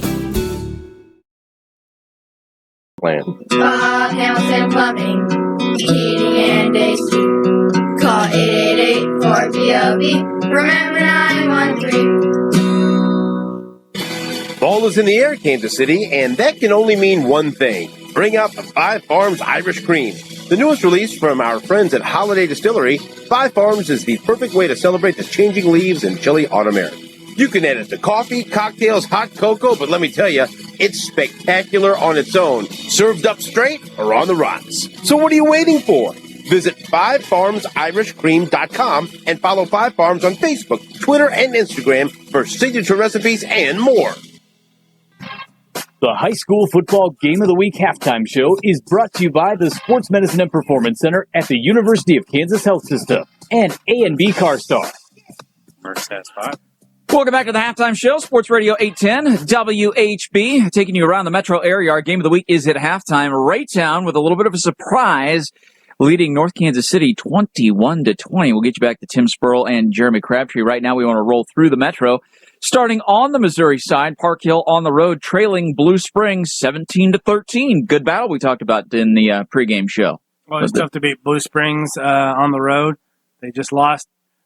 Close one to Lee Summit West. Figured they'd come back home ready to be focused and for the playoffs. Lee Summit North at home leading Blue Springs South 12-0. We thought North would have the upper hand in this game, but the scoring has been kind of held in check there. Yeah, it certainly has been a little bit closer. You know, like you said, Blue Springs South within 2 strikes, but I don't know if Blue Springs South can get 2 touchdowns in this game, and eventually Broncos will break off a couple big ones and open this one up. Lee Summit West in a good battle with Ray Peck. Lee Summit West leading 21-17. That game is at Ray Peck. Yeah, Lee Summit West has been putting anybody away lately, and their defense is kind of breaking down each game. I know they had a good game against Blue Springs Wildcats last game in a 7-6 tussle, but they gave up 40-plus against Liberty, and they gave up 35 to Lee Summit North, and their defense has to improve coming the playoffs. Lee Summit leading Truman 16-12. Neither one of those teams having fantastic seasons. Liberty North with a slim lead at Park Hill South, 14-10 in favor of the Eagles. Talked about in the pregame, Park Hill South has a lot of talent. Can they get together in time for the playoffs, or at least just even a win to close out the season? They're trying to do that tonight. This could be a shocker if this next one holds this line. Liberty at home hosting number 4 Staley, and it's Liberty leading 21-7. I showed that to Randy earlier. Up two, not one, but two scores. Liberty was with the ball at the time, and definitely, like you said, a mild surprise. You know, they're Class 6, Liberty is, but still, and 5-3 on the year. But Staley, number 1 in Class 5, you'd think that they'd be taking it to Liberty, but Liberty, you know, right there in the Northland, big rivalry game, kind of in a way there. Liberty not holding back here, 21-7. Oh, I thought Randy had something. You were nodding approvingly, but Chad Freegon, you know, that program that he's built at Liberty, he's a guy obviously that Chad and I know really well, and Brad, I know you know, coach too. That is, you know, they were as prepared for this game as any on their schedule, because like you said, it's kind of it may not be a traditional rivalry, but it's very much something in the Northland that matters. And this is a chance for them to make a real statement. They'll be hosting a playoff game, I believe, if they win this game, which would be our Sports Radio 810 WHB Game of the Week next week, 2 if they win, in that 4-5 matchup. Speaking of the Northland, Winnetonka going way up north to play St. Joe Central, and right now Central leading 20-14. Our game of the week, as we mentioned, Raytown leading Northtown 21-20. Fort Osage blanking Ruskin 23-0. Hickman in town again. It seems like Columbia Hickman's here almost every week. They are leading Oak Park 14-6, and neither one of those schools is having a particularly good season. No surprises what you said there for Osage, handling Ruskin and everything you just said. Obviously, the game of the week is a fun one. We'll find out more in the second half. All right, just as you said that, I hit the refresh. No, you're going to go on. Sometimes you got to do that in the middle just to make sure you're caught up on everything. But Belton leading Billy Chrisman 17-7. Platte County and Grandview in a good, I guess, a street fight right now with Platte County leading 7-6. This would be a surprise here because Platte County's in position. They might be able to get that one seed out of that district or be right there at the top 2 or 3, but looking to fight off the Grandview Bulldogs. You know, they have a nice running back in Roderick Smith, but that's been you think Platte County would be lighting it up on offense, and you're going to bring up the next score in that district. Yep. And that's quite a game, too. This is a head-scratcher because we talked Smithville-Kearney in the pregame show, and the prediction machine said Kearney wins at home. Kearney, just a small lead, though, 7-3. Well, prediction machine would be right. Yeah, technically would be correct. That's a close one. And it probably would be a close one, you know. Figured that to be in that 24-20 range, but, you know, but obviously low scoring here in the first half, 7-3 at the break. Well, you know that all Kearney is doing is what Kearney does. They're running the football there and playing tough defense. So they're perfectly comfortable in a game like this with Smithville. All right, 2 blowouts in progress. Grain Valley, and it just updated while I was looking. Grain Valley leading Raytown South 35-0, and Rockhurst at home leading Jeff City 28-0. A smile or smirk or just a little bit? Like I said, the rivalry isn't what it used to be, so it's not. We called a blowout in the pregame. That's what we got right here. It's hard to get a kick out of it the way it used to. Win or lose, it used to be a great game, but hasn't been that way in a while. Harrisonville and Odessa. Odessa up big, 28-6. Number 1 team in Class 3, looking to go undefeated in the regular season and make a long run to Class 3 playoffs against. Probably collision course against Maryville, up 21-0 in that game against St. Joe Lafayette. We've got a good one brewing in our next game here. Excelsior Springs at home, trailing Pleasant Hill, but it's close, 21-20. It's quite a battle there, and it'll just go down to the end here, and then there'll be final possession. Who gets the ball last? Apparently 21-20 at the half. Is Belichick involved? Maybe so. Wow. Ooh, too soon. Yeah. Oak Grove on the road, and they're struggling against Warrensburg, trailing 21-0. It's been a tough season for Pat Richard and Oak Grove this year. St. Pius and Savannah, no score so far, and I'm going to skip through some of the out-of-town teams and get down to center. Trailing at Sedalia Smith Cotton 20-6. I'm not surprised. I know Center's had a good year, and Sedalia's a class up, and they're playing pretty good right now. And if you happen to be following Hogan Prep or Van Horn, if you're at those games, you may want to give somebody a buzz. Tell you what, if you want to do that, you can do that tomorrow. 5 minutes. Oh, it does have a kickoff. I didn't look on that. Okay. The band's still on the field, so it may end up being like 7 or 8. You got to read the whole line. Okay, well, I'm going to have to. So if you're out there, just let me know when you guys are going to be posted. Will do. Thanks, buddy. Yeah. Those are all the Missouri side scores. Any particular ones that stand out to you at all with just one comment before we take a break and hit the Kansas school? At least I'm not real surprised. I know you're talking about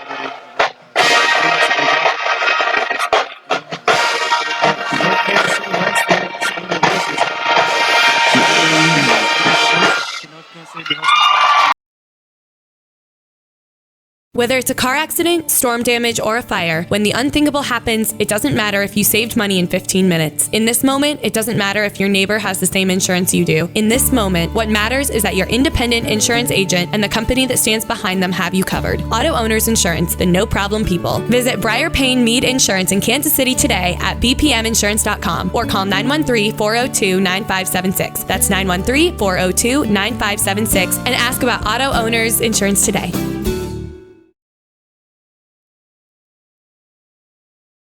The votes are in and the people have spoken. The majority of Kansas City residents are sick of their old rides. Ted Hater here from CarSmart. All these political ads are hogging the airtime and blocking me out, leaving me with absentee buyers and way too many cars. So I'm left with a huge election selection. That means you could drive for zero down and zero payments till 2019 on any nicer, newer car in stock. Plus, my perfect payment program means we work harder and care more. We want to help you drive a nicer, newer car that makes you feel like a winner. So cast your old ride aside and vote for a nicer, newer car today. Join the nicer, newer car party and drive for zero down and zero payments till 2019. Worried your credit will keep you off the ticket? Don't be. My For the People credit approval process means we want to say yes to you. Elect to drive a nicer, newer car and drive for zero down and zero payments till 2019. Hurry. Just like campaign promises, this deal won't last past the end of the month. I'm Ted Heater, your dealer for the people. See all the cars at GetCarsmart.com. That's GetCarsmart.com. Credit requires.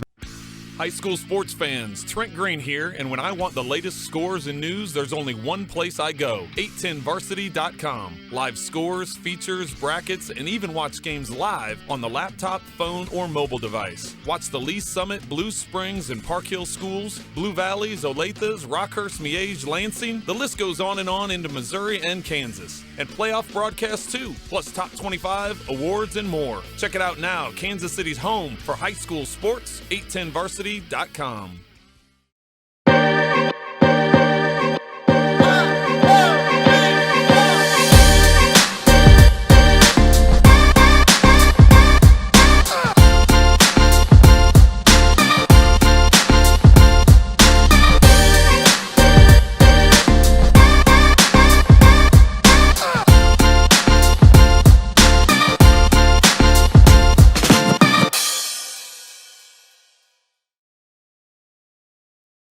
Chiefs checking from Community America gets you closer to the game.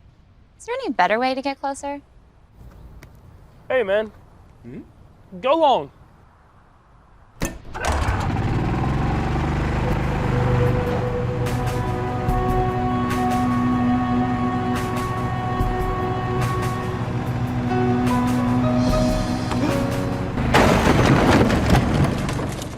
Chiefs checking from Community America.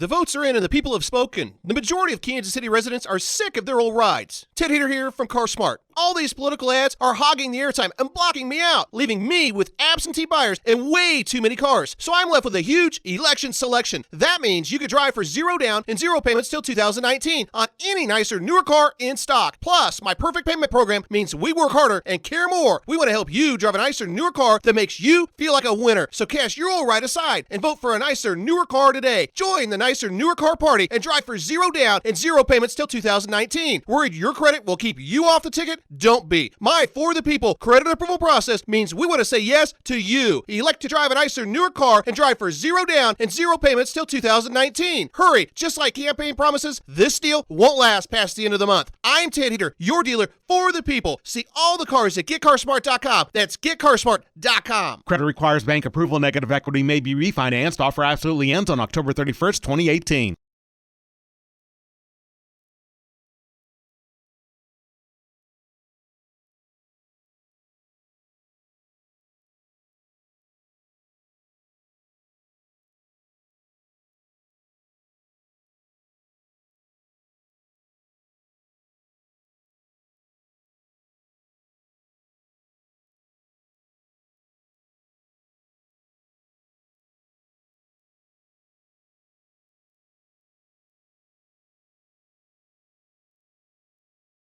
City wants to get the lead, so let's send it back to Squirrel and Jeremy Crabtree.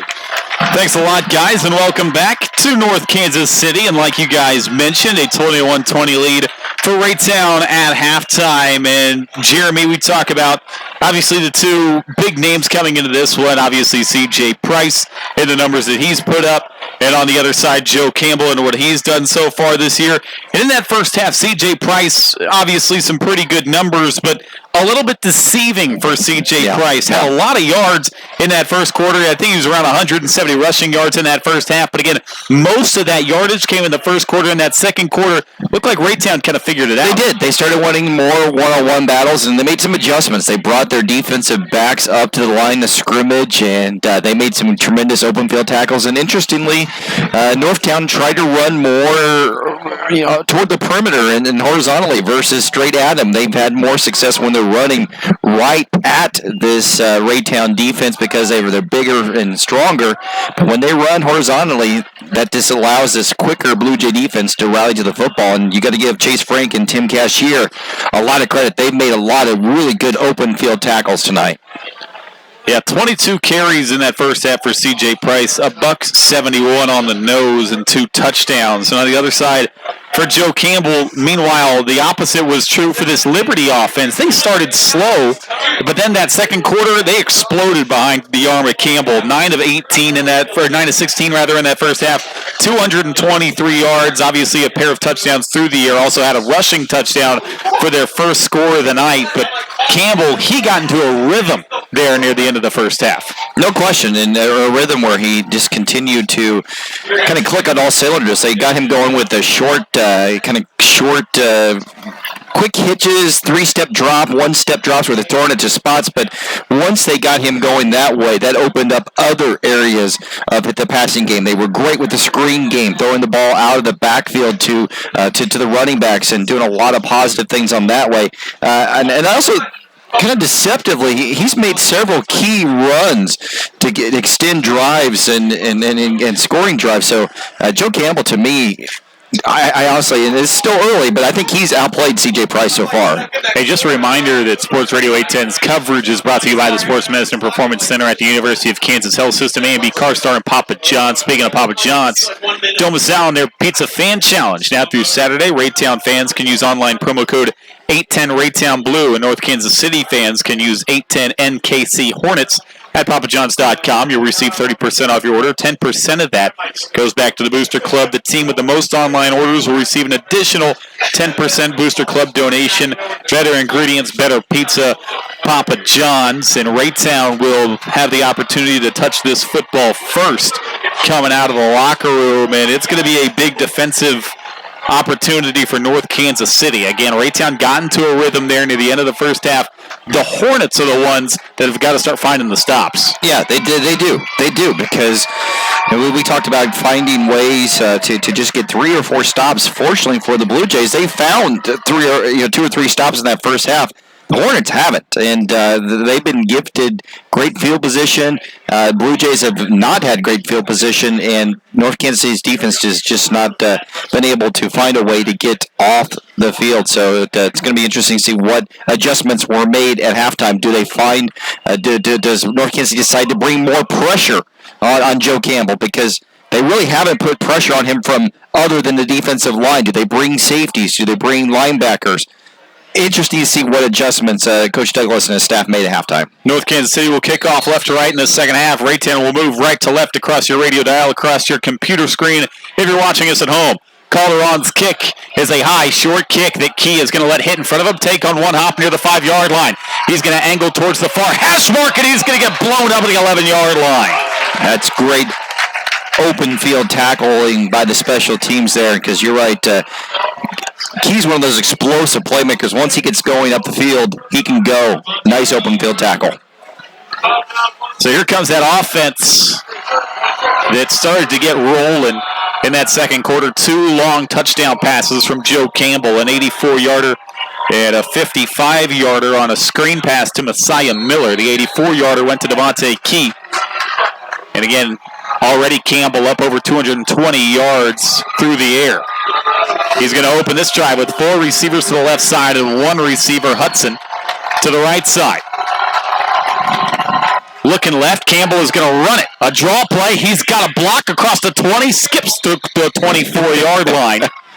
and 14 quick yards. I love it. Love it. Spread him out and then run the quarterback draw.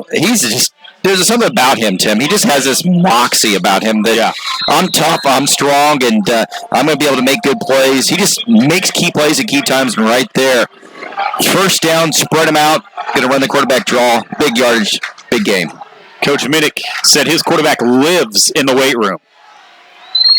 He's going to open up in the pistol set with 3 left and 1 right, and Messiah Miller is his tailback, who is going to get the call. Makes a man miss. Makes another one miss on a nifty move, and he's got 13 to the 39. Oh, Messiah Miller. Wow. Just so quick. You used the can't touch him in a phone booth earlier. That one's even more appropriate for that play because he had guys dead to rights right in front of him, and he just darted around them both times. What an outstanding, amazing little play there by Messiah Miller. Can move. 11:04 opening minute of this third quarter. 21-20 Raytown. Campbell, play fake. Running out of time. Got out 1 sack. Rolling to the right side. Far sideline. He's going to tuck it and run. And he steps out of bounds in his own sideline after picking up 3 on the ground. Yeah, he should have been tackled in the backfield for a quarterback sack, but somehow, some way got through. I guess that training in the weight room with his lower body kept the defensive lineman off. And golly, that's just a little small plays like that. That keeps a drive alive there. Instead of a sack where it's a loss for 5 yards, suddenly you gain 4 yards out of the play. Adebawale was bearing down on him. He had 2 sacks in that first half, unable to get home that time. They motion Miller out of the backfield. They empty it. Campbell, another draw play, looking for the sticks. He lunges, and he's got him by a yard. Joe Campbell going airborne, picking up 7 on the ground. I like that. That's, isolate my quarterback up against the linebacker. He's going against Bayad Hussein, and I got to like that battle if I'm Coach Minich, and so far Campbell has run the ball twice on those designated quarterback draws on this drive, and both of them have gone for big yards. Minute 30 into quarter number 3. Blue Jays on the move, opening possession of this second half. They will set up in the pistol, 2 left and 2 right. Campbell is going to give to Miller straight up the middle. Pinballs off a man and falls forward maybe a half yard.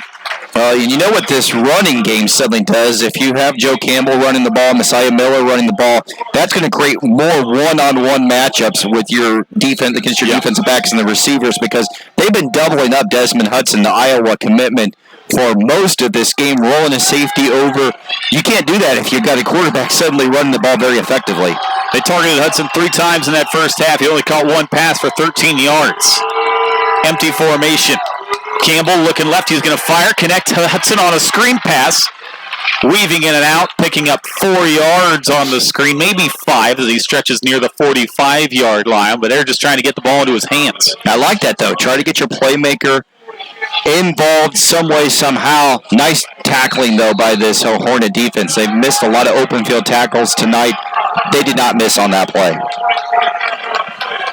3rd and 5 after the 5-yard catch and run to Desmond Hudson.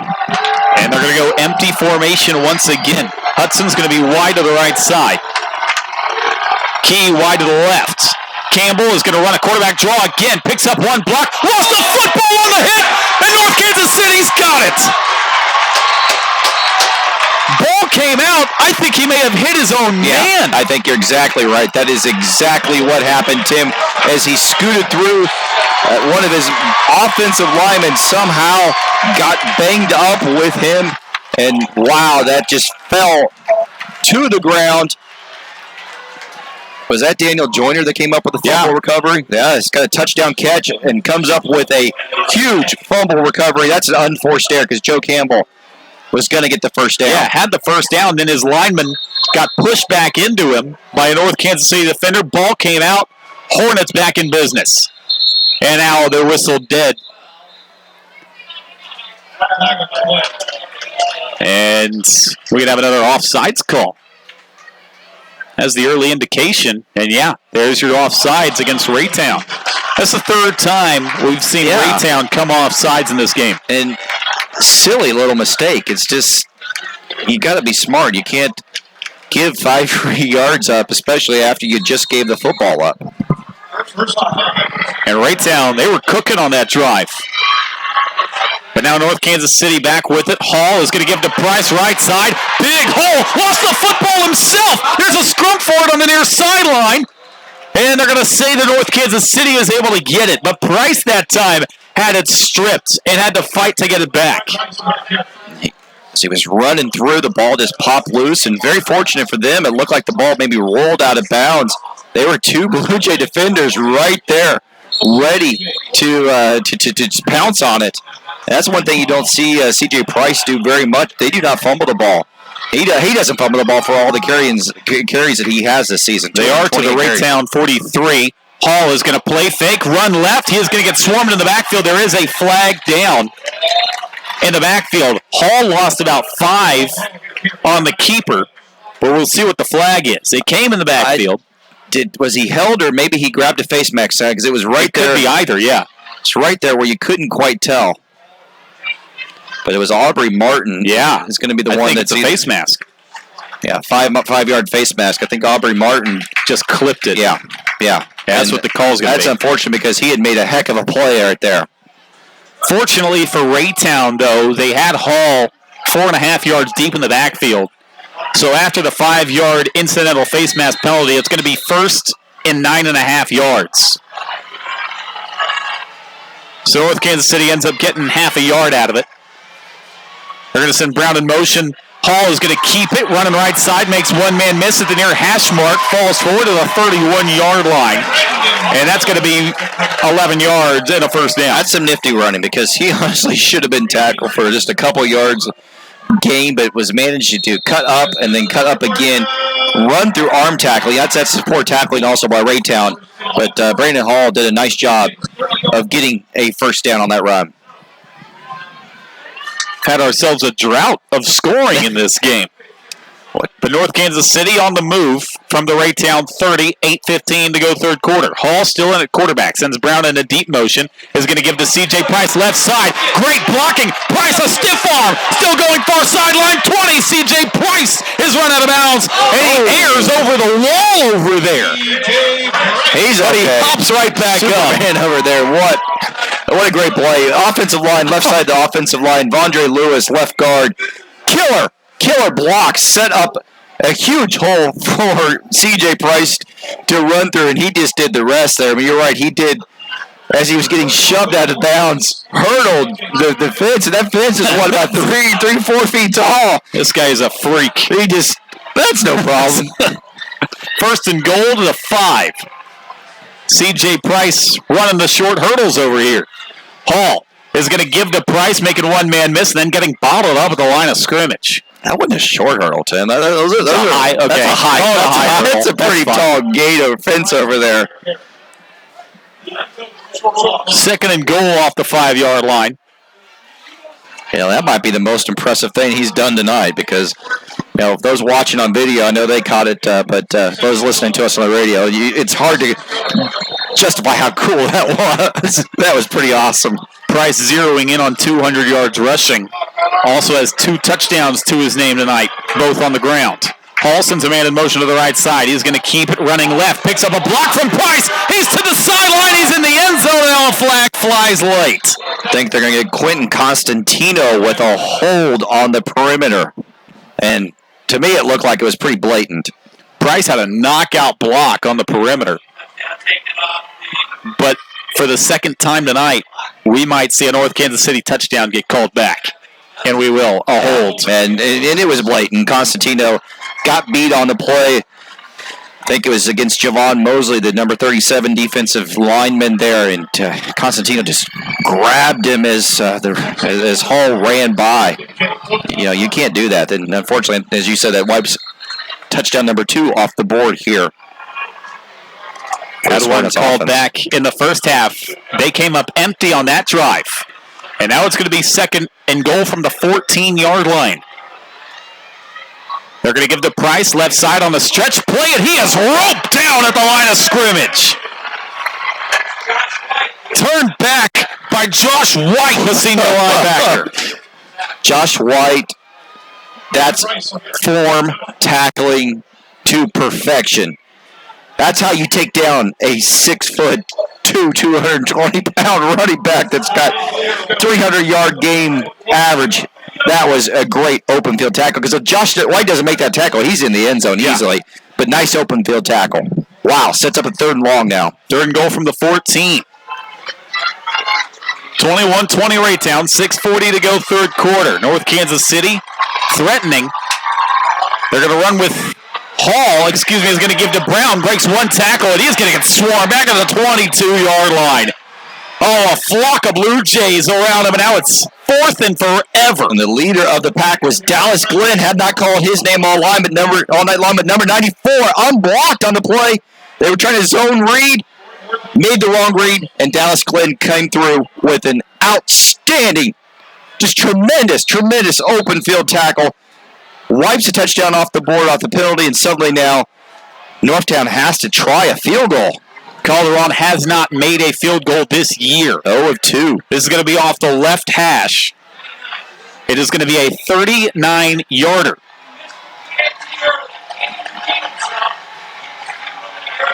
Good hold.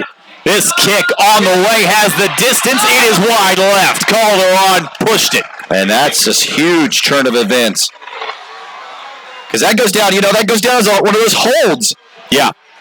That you need on the defensive side of the ball, especially when you wipe a touchdown off the board. They had 1st and goal from the 5.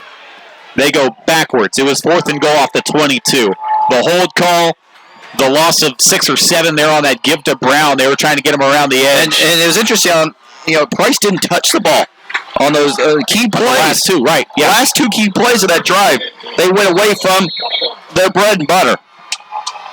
And now Raytown back with it. Remember on that previous drive for the Blue Jays, they were rolling. They were across midfield when Campbell lost it off the back of one of his linemen. 3 right, 1 left. That's Hudson to the left in single coverage.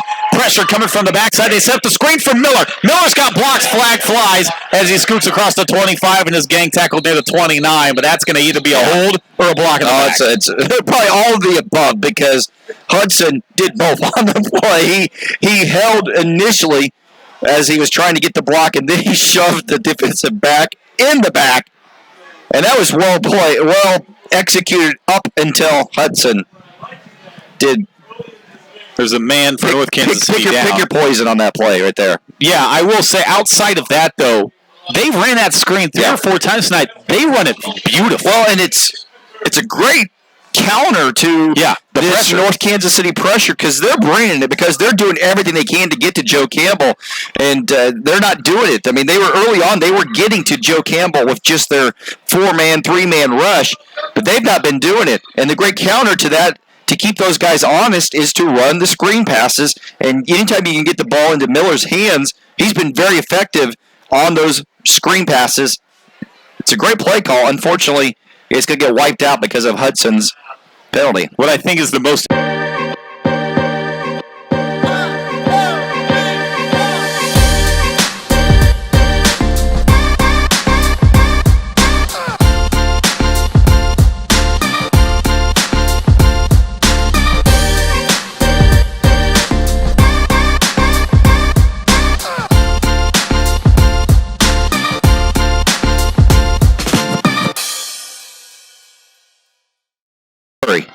.532 to play 3rd quarter. Yeah, speaking of, using Messiah Miller as a receiver, he is the leading receiver right now for Raytown. 4 catches for 103 yards and a touchdown catch. It's going to be a 1st and 15 after the penalty. Campbell is going to roll right off the snap. He's going to step up and he's going to run it. He picks up 6 yards as he ducks out of bounds, gets back some of the penalty yardage. Again, it was a spot foul. So they lost 10 yards on that penalty, but he picks up 6. It's going to set up a 2nd and 9 play. Yeah, keep that, cut that a lot of that penalty yardage out to 2nd and 10, 2nd and 9 isn't much at all for this Blue Jay offense. The way that they moved the ball tonight, they actually mark him back near the 19-yard line. So only credit that run for 4 yards for Campbell. It looks more to us. Campbell They only send 3 men at him. Steps up, zips it right side, incomplete, too low for Devontae Key, and now it's third down. A big third down play here coming up for the Hornet defense. And Campbell's going to want that one back when he watches it on film tomorrow because Devontae Key was open on the comeback route. He didn't really step into the throw. Really the first bad throw we've seen tonight from Campbell. Just did not get enough arm strength on it, and it bounced right in front of the receiver because he was open. 3rd and 10, we'll call it. 5:15 to go in quarter number 3. 21-20. We've been deadlocked at this score since halftime. 3 left, 1 right. Miller in the backfield behind Campbell out of the pistol formation. The corners are pressed on the perimeter. They only send 3 at Campbell. Steps up, fires right side, and again, he short hops the comeback route, and it's 4th down. Didn't step into it, and in poor throwing motion for the second straight play, kind of short-armed it, too. And it's weird because he knew he had it. He had it. It would have been another first down throw, but he went a little bit too quick and short-armed it. And that's looks like it should be a hold here for this Northtown defense. Offense stays out there, but if you'll remember back to the first half, the offense stays out there in these punting situations, and Campbell will just take it and boot it away. He stands a little bit deeper than his normal shotgun formation. That's how you know he's going to punt it. He drops back an extra yard, and here comes that pooch kick, and he gets rid of a solid kick across the 40-yard line inside the 35, and it finally comes to a stop near the 32-yard line of North Kansas City. Good boot by Joe Campbell. And back with the Hornets. And more importantly, did not let C.J. Price return it. Good coverage there by this Blue Jay defense. And so back with North Kansas City. And again, last time they touched it, they got all the way down inside the 5, had 1st and goal, went backwards, missed a field goal from 39 away. And again, the field goal, it's almost out of the question at a point. I mean, 0 for 3 on the year. Honestly, if you're Northtown, you shouldn't have to rely on your field goal kicker to make a big play. You need your star running back, your offensive line to step up and make a play here in this key third quarter. Price on a counter give lunges to the 38-yard line. And again, if you're not familiar with C.J. Price, the guy coming into tonight through 8 games had rushed for nearly 2,500 yards, amassed 36 total touchdowns. Guy's a monster at 6'1", 220. He's over 200 yards rushing tonight with 2 rushing touchdowns. He is your leading candidate for your 810 Varsity Player of the Year right now.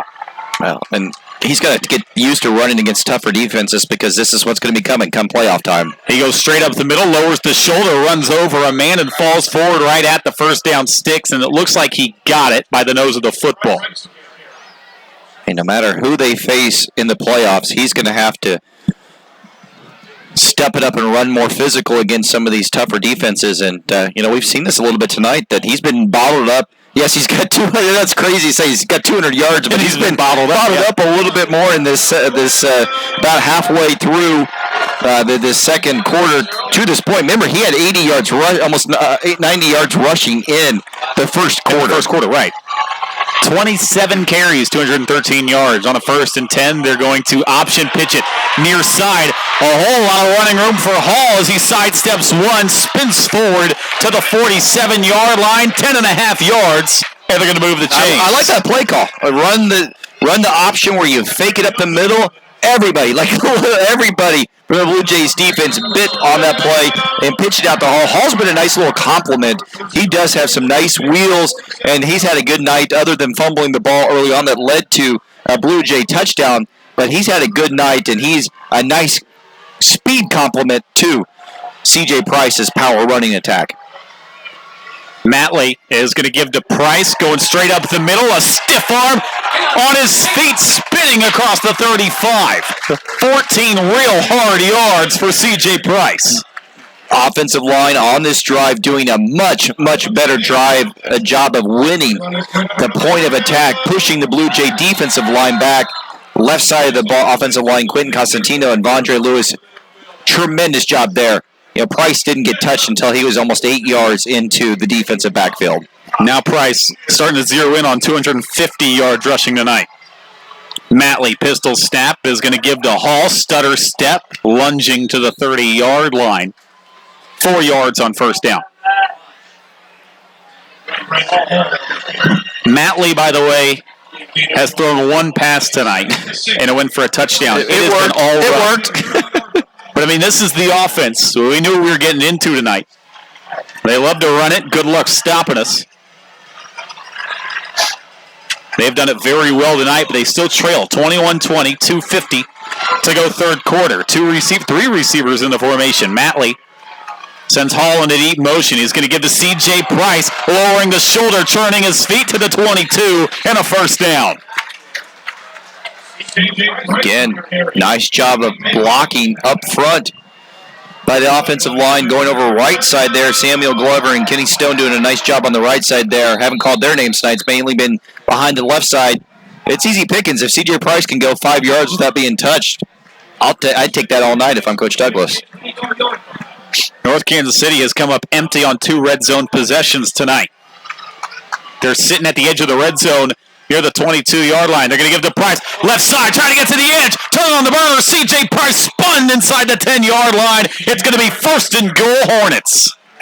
Okay, as you said before, they've been here before, and they've shot themselves in the foot. Now that they're inside the red zone again, you have to be mistake-free. League championship on the line. State playoff seeding on the line. Biggest game in your school's history. You got to not make mistakes. You have to punch this one into the end zone. First and goal, they spotted at the 9-yard line. 3 tailbacks in the backfield. Matley, the quarterback. He is going to give to Price. Left side, breaks one arm tackle, still turning. Inside the 3. He's into the end zone. C.J.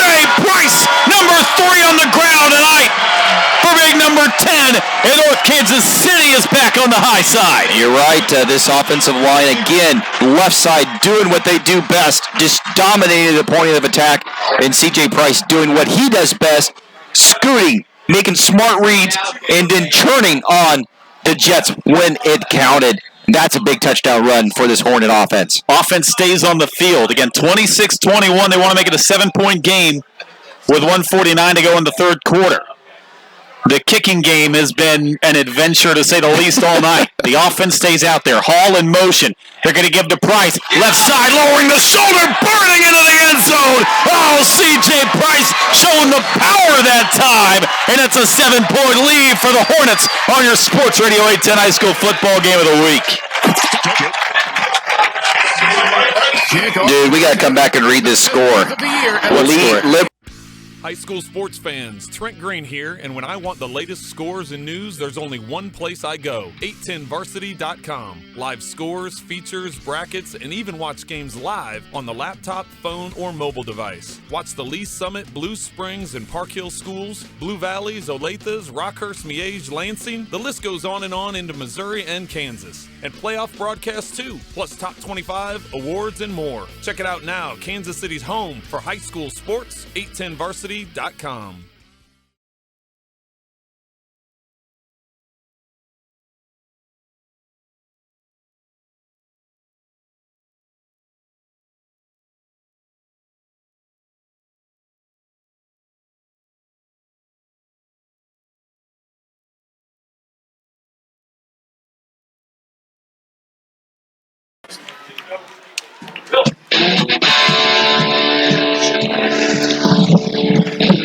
(28-21). We got our singlets on for this track meet. Boy, it's been fun. North Kansas I like City. That, Tim. Thank you. I was working on that. I've never worn a singlet in my life. Have you not? Never. You can pull it off. Yeah, I don't know about that. I don't know about that. How big was that touchdown? We'll talk about that here just after kickoff. Line drive kick. It's going to go 2 yards into the end zone in North Kansas City. They want to host some playoff games, and it's looking good. Well, especially looking at this score.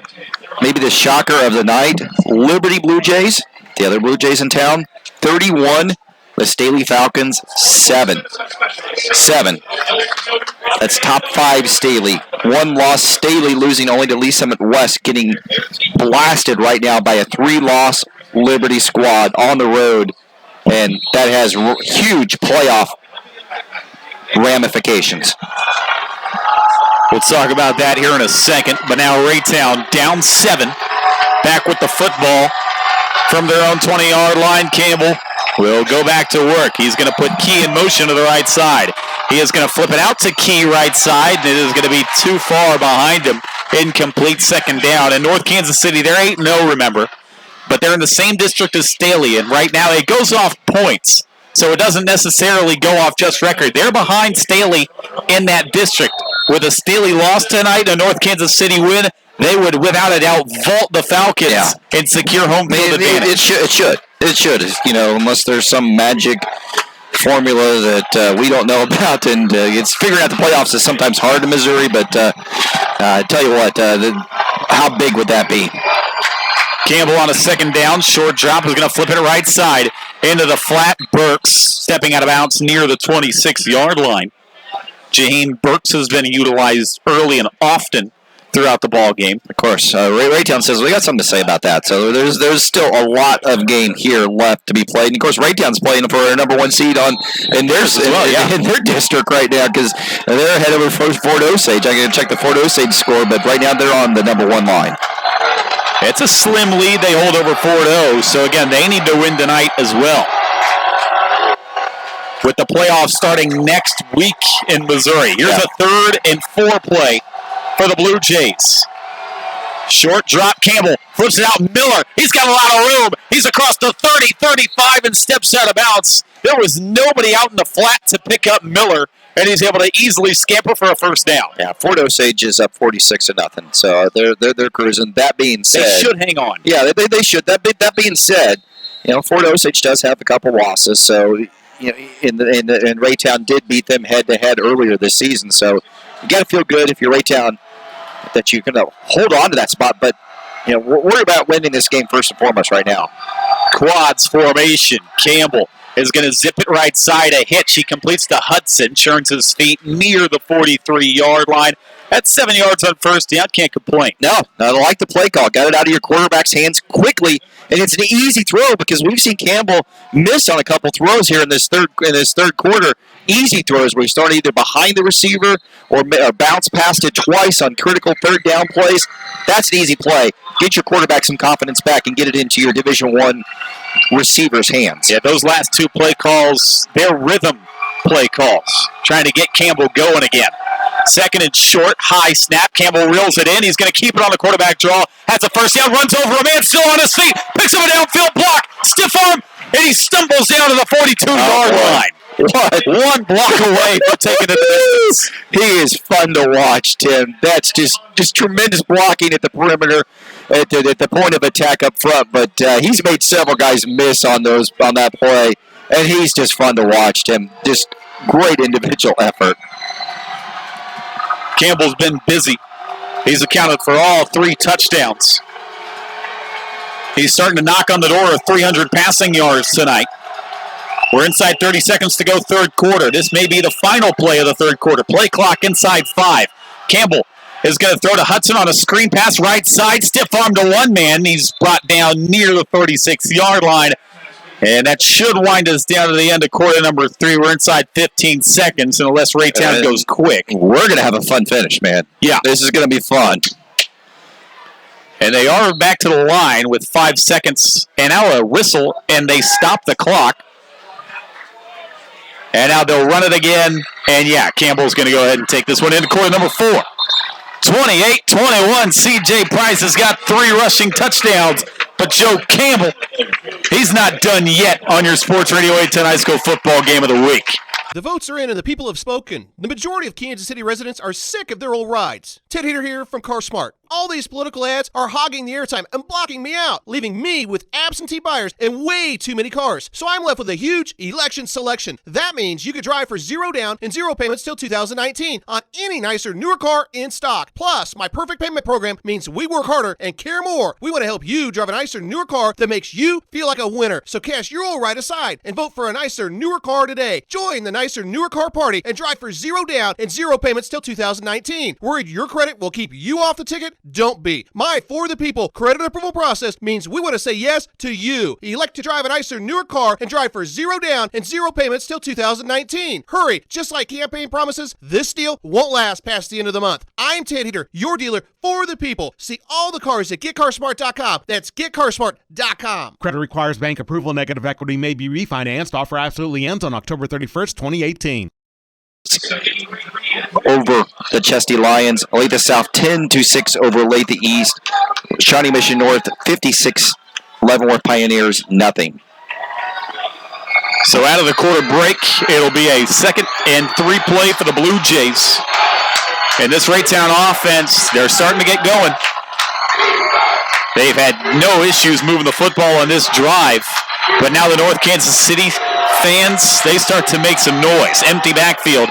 Campbell is going to zip a screen pass. Hudson, it took him 7 yards behind the line of scrimmage. He gets going. He's across the 35, spun around near the sticks. He's ridden out of bounds. But that pass carried him back to the original line of scrimmage. It was very inaccurate. It was very close to being a lateral. I'm literally in the press box right on line where the throw was. It was on the verge of being a lateral if he does not come up with the catch. And Hudson just fought and scratched and clawed and somehow, some way managed to make this 3rd and 2 when he could have easily been tackled for a big loss. Yeah, it is 3rd and 2, so he does pick up a yard. Empty formation. Campbell is going to keep it. A little hesitation move, and he plunges forward to the sticks, and I think they're going to give it to him. Should give him the first down. Should give him the first down. You knew that was going to be a quarterback draw the entire way, and it's interesting. You know, Northtown's only playing with 3 down defensive linemen. That's their main set, but they're not bringing anybody else at all because they're so worried about the passing game, and the counter to that is Joe Campbell running the ball very effectively here in this second half. 1st and 10. From just outside the North Kansas City 30-yard line. We're just underway here in the 4th quarter. Empty formation again. Pump and go down the sideline. Completed inside the 20 and then getting wrestled down is his receiver on the far sideline. I believe that was Devontae Key. Wow. Excuse me, it was actually Jaheim Burks on the reception. I love the play called by Logan Minich's staff there. They've run that hitch screen pass 3 or 4 times on this drive. Counter to that is to run Burks on the fake the screen, go up the field vertically, and it almost went for 6. Miller is uncovered in the slot to the right side. They're going to send Burks in motion. Fake it to him. Campbell's going to keep it. Straight up the middle, spinning inside the 5. He reaches for the end zone just short. They're going to mark him down near the 2. Well, tough running by the star quarterback. You know, Northtown's doing everything they can to strip the ball away from him, but they just couldn't. 1st and goal. Gutsy drive here by the Blue Jays. From the 2-yard line, Campbell has 1 rushing touchdown tonight from 1 yard away. This time they're on the 2. He's going to run behind his right guard, jump over the pile and into the end zone. Joe Campbell going airborne, and the Blue Jays say we're not done. 1-point lead. Just outstanding individual effort there. Great blocking. That drive was the Joe Campbell show right there, and he just put his team on their back, and a huge PAT on the way here to knot this game up. They run that swinging gate on the extra point, and now they're going to shift into their regular extra point formation. This is the type of game where a special teams play is going to maybe make a difference. We have seen 1 missed PAT. Hold down, kick up, and no doubt about it, we're tied at 28 on your Sports Radio 810 High School Football Game of the Week. Chiefs checking from Community America gets you closer to the game. Is there any better way to get closer? Hey, man. Go long.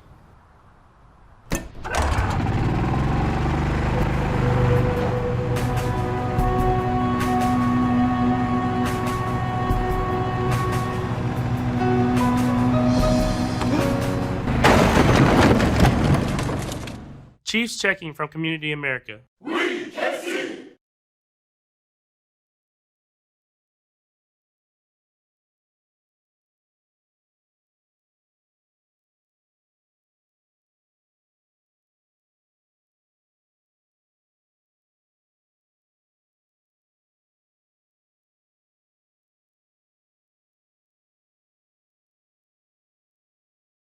Here we go.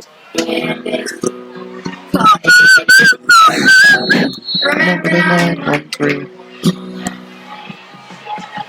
we have another onside kick coming? We've seen 3 of them from Raytown today. We're going to get a 4th. Takes a high hop. It's alive. This time Raytown's got a shot at it. They're saying they have it. It went 10 yards exactly, and now there's a flag down. They think it got touched before 10 yards. They're going to call it clipping. Oh, the Blue Jays definitely recovered it, and now there's going to be a discussion. And Coach Logan Minich is not happy with this call. The Hornets are saying they've got it, or they're saying it's against Raytown, and it's going to negate the recovery. You know, Coach Minich is a pretty animated guy, but he's having to have his coaches and his players restrain him because he is not happy with the call. We haven't gotten the call yet. Is it a clip, and where was there a clip? I don't know. I mean, the way that the referee came up, he initially called a clip, and it would have to been somebody coming low to try to block that initial line of guys at the line of scrimmage there on the front line of the receiving team. But honestly, Tim, I've never seen that called. No, ever. If that is indeed the call, I've never seen a call. And it's a live ball. I don't know. But again, we don't have the power of replay, so we can't go back, and we're all speculating up here. White Hat's over there talking to Coach Minich, and I have a feeling he's not. He's arguing the point rather emphatically. It's going to be 1st and 10. I thought the ball went exactly 10 yards, and I thought that a Hornet touched it first. But again, I don't see what they threw the flag on anyway, so I think my point is kind of mute at this point. But Minich definitely thinks he has an argument, and he's still letting the White Hat know about it on the far sideline. And it's a big call in this game. 10:41 to go, fourth quarter, and it's a new ball game, 28-28. I mean, we still yet officially have not gotten a call. Right. Because Raytown recovered it. They threw the flag. They gave an initial indication, but never made a call to the booth. Well, is this a re-kick?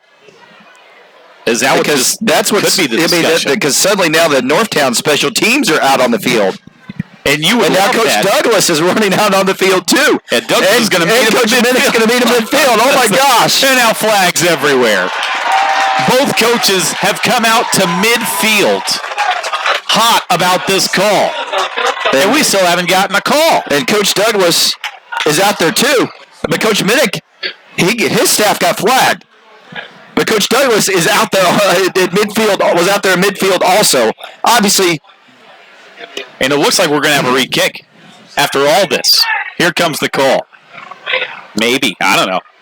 I thought we were going to have a call a while ago. And now they're going to go discuss it again. Well, this has been a crazy sequence. And it's an important sequence too. Yeah, vital. Because it wipes off a special teams recovery by the Blue Jays. And potentially, if this is re-kick, suddenly Northtown should get absolutely just tremendous field position. A block in the back on Raytown is the call. And personal fouls on both teams, obviously for the coaches deciding to have a powwow at midfield with the umpire. I think this game means a little bit to these coaches. Raytown's coaching staff running up and down the sideline trying to get their crowd loud. Guess what? Northtown's coaches are doing the same thing. This is getting loud. This is an incredible atmosphere. This game means so much to both of these communities.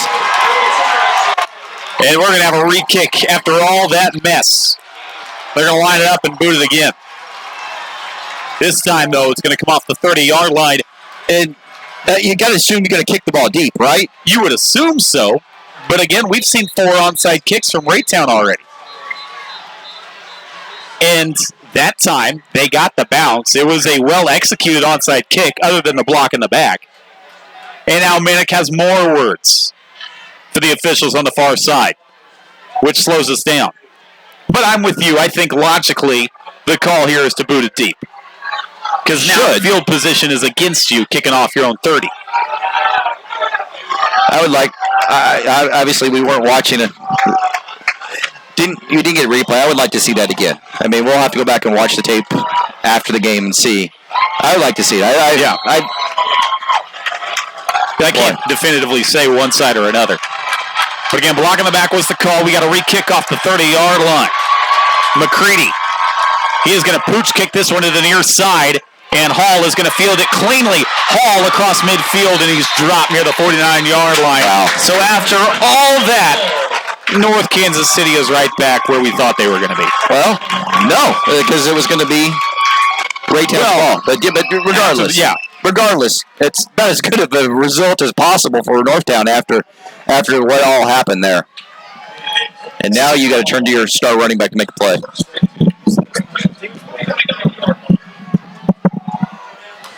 That was the most bizarre kickoff sequence I think I've ever seen. 1st and 10 from the Raytown 49-yard line. Price is going to get the call going left side, and he's going to get run down near the 41-yard line, but not before an 8-yard pickup on 1st down. Yeah, we've had some weird plays over the years, Tim. We had the 5th down play at Aquinas a couple years ago. That one's one definitely we're going to probably talk about for a while here. But immediately they go right back to their bread and butter, running off C.J. Price off left guard, left tackle, and gets big yards. 2nd and 2, one receiver in the formation for Matley. 2 tailbacks in the formation. Price is going to get the call. Breaks one tackle in the backfield, trying to get back to the line of scrimmage. He gets dumped out of bounds, maybe a yard behind the line of scrimmage. It'll set up 2nd and 3. He got lucky. He even got that because there was some great penetration from the inside. Aubrey Martin almost busted that for a loss of 4 or 5 yards. And this is, we talk about needing to stop. This is when the Blue Jays, you got to come up with a stop. And if you're Northtown, you got to get a 1st down here. You got to convert on these drives. 3rd and 3. North Kansas City has had trouble with short down situations. They're going to give to Price straight up the middle. This time he's got the 1st down without a doubt. And he's across the 33. No trouble at all there. And they did get cute. A couple times before in this game, they've gotten cute on those 3rd and 4th down plays and ran horizontally, run straight at this defense. Huge hole up the middle, and C.J. Price comes through when it counts. 1st and 10 off that 33-yard line. 9:10 to go in a tie game. 4th quarter, 28-all. They're going to give to Hall. Left side, churning the feet near the 28-yard line, about 4 or 5 yards on 1st down. A little bit of pushing after the whistle. No flags come of it, but that's something you got to keep an eye on the rest of this game. Don't want something like that to play an impact in this game. Let's play it fair, guys, on both plays and not let it end ugly. It's been too good of a game to let something silly, 15-yard penalty, change the impact of this game. We've had a few of them that have been real big in this game. Personal fouls, that is, after the whistle. Now here's a 2nd and 5. Brown in the backfield alongside Price. They're going to give to Price. Left side on the stretch play. He lowers the shoulder across the 25-yard line. That is near the 24 and near the sticks. And depending on the spot, he may be just short. This just has a feeling of somebody make one stop on either side of the ball, and that's going to be the difference in this game. It is just short, 3rd and a yard for North Kansas City. 8 minutes to go in this ball game against the number 2 team and the number 7 team in Missouri Class 5. 8-0 versus 7-1. Price the call. Price jumping over the pile. He's got a 1st down as he falls to the 21. Nothing fancy about that. Just give it to your star running back and let your offensive line do the work. I want to see this guy with a basketball in his hands. This does have some ups, doesn't he? He would be fun to watch on a basketball court. Bet he can run track probably too. I would venture looks like one of those guys that got to do it all. What he does, he's going to be good at it. 1st and 10 from the 22-yard line of Raytown to go the Hornets after the 1st down carry by Price. They're going to give the Hall straight up the middle to the 16-yard line. Call it 6 yards on 1st down, and it has been clockwork for North Kansas City on this drive. And the rushing numbers, as we're accustomed to, outrageous for North Kansas City tonight. Price zeroing in on 300 yards. He may have hit it already. 2nd and 4 play. Price is going to run straight up the middle, lowers the shoulder, bangs into a Raytown defender across the 15-yard line. And it's going to set up a 3rd and 1. Well, we've seen them down here multiple times and self-destruct with either penalties or making bad play calls.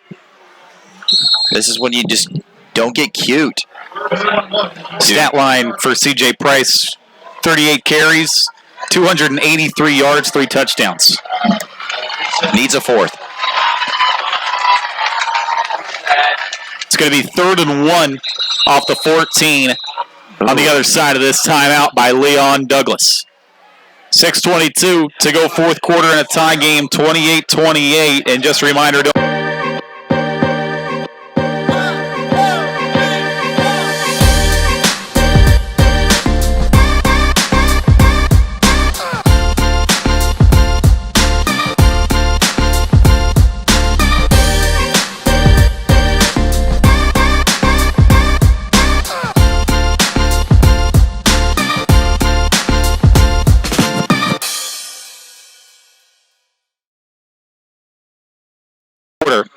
and a big 3rd down coming up. Indeed. Interesting they had to burn a timeout because of an equipment issue there. With quick scores from A10 Varsity scoreboard, Blue Springs now up 36-23 over Park Hill. Game that everybody is interested here is that Staley Liberty game. Liberty has now gone final, 31-7 victory over the Staley Falcons. So again, we talked about the importance of that game. In the same district of Staley is this North Kansas City squad. And even though they're 8-0, they're still 2nd in that district. But with that Staley loss and a win tonight for the Hornets, if they're able to pull it off, could vault them into that number 1 spot and clinch home field advantage. Man goes in motion out of the timeout. They're going to hand C.J. Price, goes a stiff arm, trying to get back to the line of scrimmage. He's pushed out of bounds near the 15-yard line. It is going to be tight, but I don't think he got there. He may have lost a half a yard. That got strung out, and now they give him a good spot near the 14. Still 4th down. Still short, yeah. That being said, again, interesting that you go back to that stretch play instead of running it up the middle. I know they went to the left side where they've had a lot of success all night long with, but gosh, just go with your bread and butter. Play hard, and here you are if you're Raytown. We talked all night long about one stop. This could be the difference in the game if they can make a stop here on this 4th down play. Huge play. 6:16 to go, 4th quarter in a tie game. 4th and 1 for North Kansas City. Matley a hard count, and now whistles. There was movement before the snap. They're saying it's against Raytown. Yeah. And for the 4th time tonight, the Blue Jays jump off sides. Just trying to anticipate the snap count. They've been close. They've been close, he said 4 times. They've been close on about 5 or 6 other times. And sometimes it's worked for them on these key plays, but just a fraction of a second too early, and it's costly. 1st and goal off the 9. Confusion in the backfield. Matley is going to get swallowed at the 12-yard line, and that was miscommunication. That was Matley there. Everybody ran left. He faked right. Not the type of play you want from your junior quarterback to make.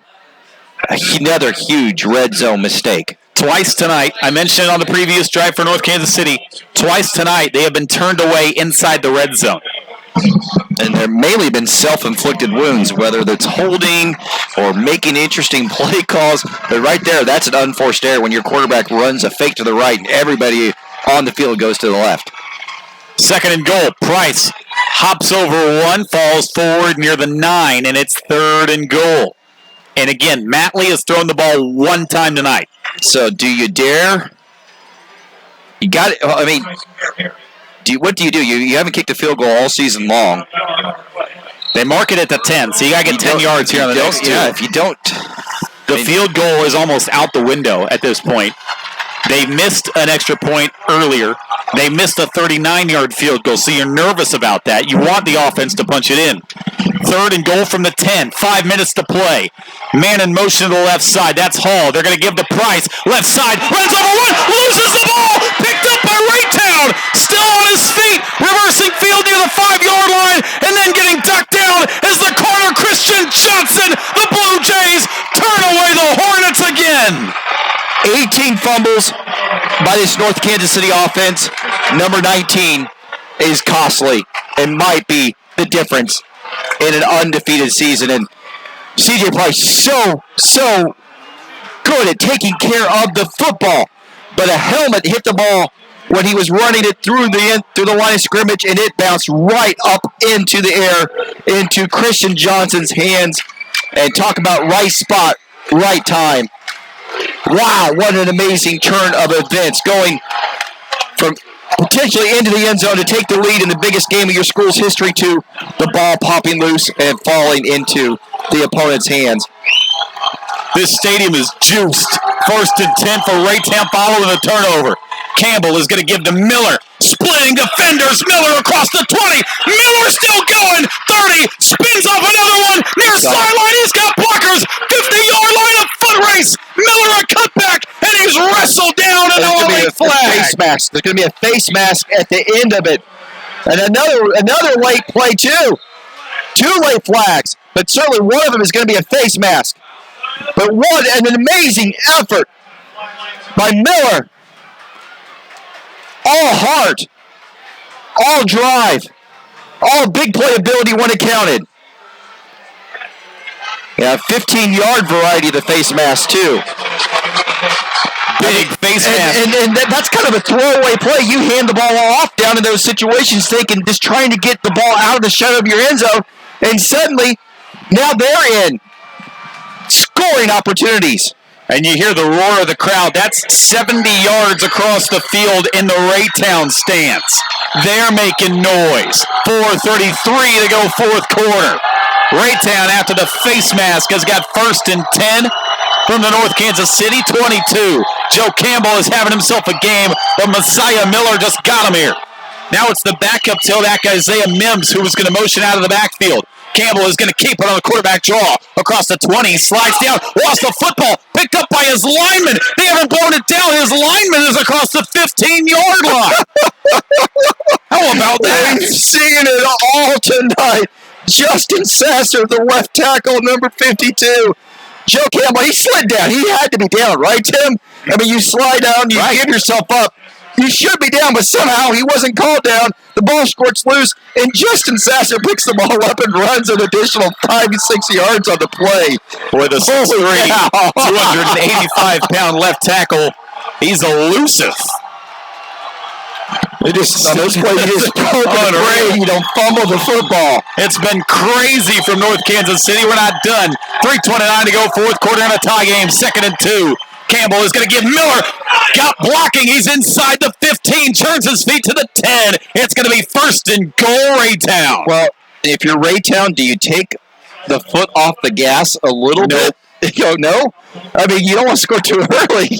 Well, again, we've seen from North Kansas City, they've gotten cute at times, and it's cost them. I think at this point, stick with what you got.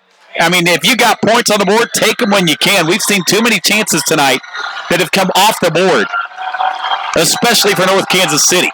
I like the momentum. Just keep going. Don't get cute this late.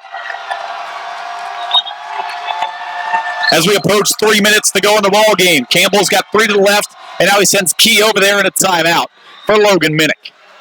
Boy. Well, we thought this might be a fun one, Tim. We're getting everything we as advertised. But I want to hear what you think. Do you take your foot off the gas here? 1st and goal off the 9, 2:57 to go. I try to burn the clock a little bit because my special teams, we've not been able to kick the ball deep all night effectively. Yeah. And you get essentially, you're going to give North Kansas City the football in great field position. In your defense, yes, I know North Kansas City self-destructed 3 times inside the 10-yard line, 3 times tonight. Just because your special teams is weak, I take my foot off the gas just a little bit. If the touchdown's there, you got to go for it, obviously. But certainly try to burn as much of the play clock as you can at this point, in my opinion. 2 timeouts for both teams now. But again, even if you use all your downs here, if you're Raytown, North Kansas City still can stop the clock twice. And they're going to have time. Yeah, they're going to get a lot of time here. But the question is going to be how much and how many timeouts do you have when you get it back? The difference is going to be whether it's 2 minutes or whether it's around a minute. Because, again, they've thrown the ball 1 time. They are not built to go real quick offensively. Let's see what Raytown does out of the timeout. Like I said, 1st and goal. in a tie game. What else can you ask for in the final week of the regular season in the state of Missouri? One left, that's Hudson. 3 right, in the deep back, Messiah Miller. They're going to motion him out to the left side.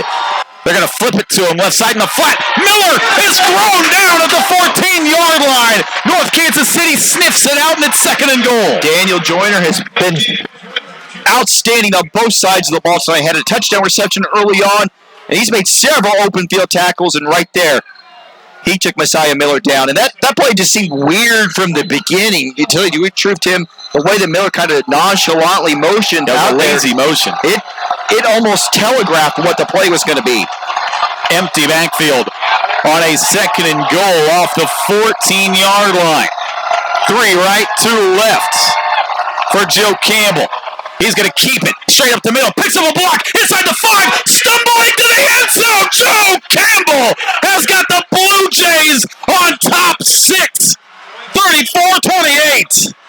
Just simple.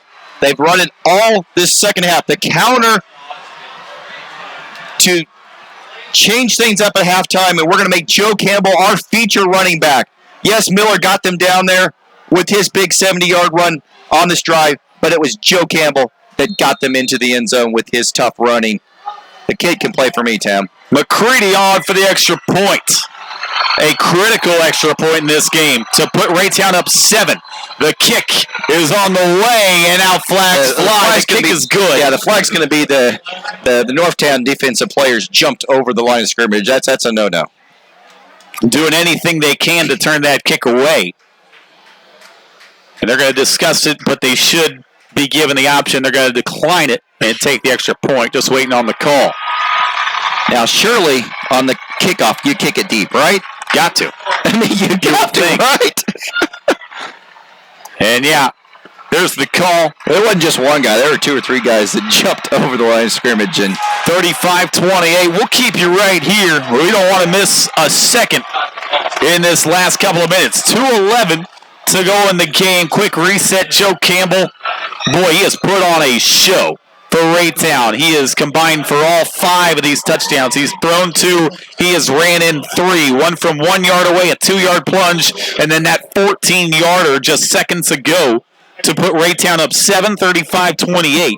Yeah, he's 17 of 27 for 271 yards and 2 touchdowns in the air. But more importantly, 21 carries, 108 yards rushing, and 3 touchdowns. So a 5-touchdown night for your junior star quarterback. And now the defense of Raytown will have the pressure solely on their shoulders, and you've given the Hornets time here. 2:11 to go, they still have 2 timeouts in the back pocket, which allows them to kind of basically play their offense. And they're able to, because of the penalty, now kick from the 45 instead of the 40. So, it's 5 yards difference here on the kickoff. Still may see a pooch kick again, which would be a head scratcher, but we have not seen a deep kick. It's what Raytown does. And Logan Minich saying that's a 10-yard penalty, not a 5-yard penalty. And you know what? I think he's right. I think he's right, because you don't ever really see that jumping over on those things, but jumping over on the PATs. So it's going to be 10 yards, and they're going to kick it off the 50-yard line from midfield. And we'll see if they try to let McCready go ahead and hammer this one. They've got it on the far hash instead of in the middle of the field. McCready is going to go ahead and juice this one out of the back of the end zone. That's the right play. Finally. That's the right play. We've been calling for that on that line. And guess what? He can do it. He can do it. It's not that they can't do it. It's obviously that they're doing it from trying to do it from an advantage standpoint and steal possessions in a game like this. And all right, here you go. Here we go. Your star running back fumbled the ball at the biggest moment of his high school career. Looking for redemption. Has a chance for redemption right here. And again, a win for North Kansas City would almost certainly vault them into the #1 spot in their district. probably bump them into the number 1 spot in Class 5 heading into the playoffs. A loss would probably keep them on the 2 line and have them at Staley in 2 weeks. Here we go. Hall is going to be your quarterback. Price, the deep back. Hall is going to keep it. Running near side, looking for blocks. It sets up near sideline 28, spins across the 30, wrestled down to the 32. 13 quick yards for Brandon Hall. And got out of bounds, too. So save a timeout, save time. Boy, he is quick. He is. When he wants to turn it on, man, he turns it on. And that only takes 6 seconds off the clock. 2:05 to go in the ball game. Each team with 2 timeouts. 1 receiver in the formation. They're going to direct step at Matley. He's going to throw it down the seam. A jump ball is tipped up and incomplete. They tried to pull a rabbit out of the hat. And look who they targeted down the field. And Chase Frank almost had the interception. He's going to be dreaming of that all night long. And you're right, Adewambe, lined up at tight end. The defensive end Northwestern commit, Adebawe, was the one they were looking for down the seam. 2nd and 10. They're going to go out of the shotgun here. Matley wants to throw, is going to zip a screen right side, batted up and incomplete. 3rd and 10. Outstanding. Tim Cashier, we've called his name all night long. Big play after big play after big play. Got his hands up and disrupted a screen pass. 2 non-North Kansas City plays back-to-back. Suddenly now, the Hornets' backs are against the wall here. 3rd and long. Not what they're normally asked to do on offense. What do you dial up here? You got to get the ball in Price's hands somehow. Whether it's a run play and you set up a 4th and short or you throw a screen to him, you got to let your star touch the ball. Raytown showing pressure. They're going to run a jet sweep. It is going to be blown up at the 30-yard line. They tried to run a sweep. Raytown sniffed it out, and again, Price does not touch the ball, and it's 4th down. Decision time for Leon Douglas. You still have 2 timeouts left, but is this your ball game right here? This is your ball game right here. This is your ball game right here. And if C.J. Price doesn't touch the ball, it's a crime. Has yet to touch it on this drive. 3 plays, game on the line, you don't go to your star player. I don't get it. He's got 39 touchdowns on the year. He hasn't touched it yet. 4th and 10 off the 31. Matley in the pistol and now whistles. And a timeout for Raytown. 1:18 to go in the ball game. And this is the ball game now. Because again, if you decide to punt, maybe you can take two timeouts and get the ball back with barely any time. I don't mind being cute on one play. Yeah, but back-to-back plays where your star doesn't touch the ball, where he's ran for 300 yards tonight and been running big chunks. I don't get it, to be very honest. The cute play almost worked once, but then you take the ball out of your star player's hands multiple times on this drive. If you're not going to let him touch it in the running game, find a way to throw it to him in the passing game. He is a very good receiver. He's got 825 yards receiving this season, but averages 15.6 yards a touch and has 3 touchdowns through the air. So obviously they're not afraid to throw the ball to him when they do it. But you got to find a way to put the ball in your hands of your star player in the biggest moment of your coaching career, your playing career, and so far in this school's career. Here we go, 4th and 10. This is your ball game for North Kansas City. Matley, shotgun snap. He's going to get rid of a deep ball right side down the seam. Caught across the 40 and getting wrestled down to the 35. And the heartbeat stays alive for the Hornets. Brandon Hall down the seam. Nice play. Matley had just enough time to get the ball off, and he came up with the big catch. Brandon Hall burned past the safety for Raytown. 1st down to the 34-yard line. They're going to give to Price straight up the middle. C.J. Price spinning off one, turning the feet. He's dropped near the 27-yard line. The clock stays running. A minute to go. They're going to call one timeout. Boy, everyone on their feet here in the Northlands. What a game it's been. That wasn't fancy. It was just a simple seam route, and he put that right on the money. Seth Matley's not known for being for his pass. The kid's only completed 38% of his passes so far this season. But in the biggest moment of his career, he steps up and makes the picture-perfect pinpoint pass right on the money. And I tell you what, Hall just went up and he wanted that ball more than the defensive backs. He wanted it more than the defensive backs, and he went and got it because it was contested. It was a contested throw. It was a great pass by Matley, but great pass, yeah. But Hall wanted it more than the defensive backs. 1:01 exactly to go in your ball game. One timeout remaining for both teams. It's a 2nd and 3 play. North Kansas City at the Raytown 27-yard line. Matley, shotgun snap, wants to throw. He's going to throw an out route to Price. Makes one man miss on his feet. Inside the 20-yard line. Near sideline. Ducks out of bounds. Near the 16. First down, North Kansas City. Boy, Christian Johnson missed in a key moment. He had it, played the play perfectly. He came flying up on the out route and the little underneath route and had Price dead to right. Instead, he whipped on the tackle. It wasn't nothing that Price did because he didn't even see him coming. Should have been a tackle for a big loss. Instead, now 1st and 10 at the 16. 56 seconds. Pistol snap. Matley, stretch play to Price. Got blocking inside the 10. Fights off a man. He's wrestled down near the 5. They wanted a horse collar. They're not going to get the flag. Probably should have, to be honest. It sure looked like a horse collar to me. 1st and goal. 50.7 to go. North Kansas City trying to tie it up late. Down 7, 35-28. Inside of 50 seconds, the clock rolls. Price the deep back.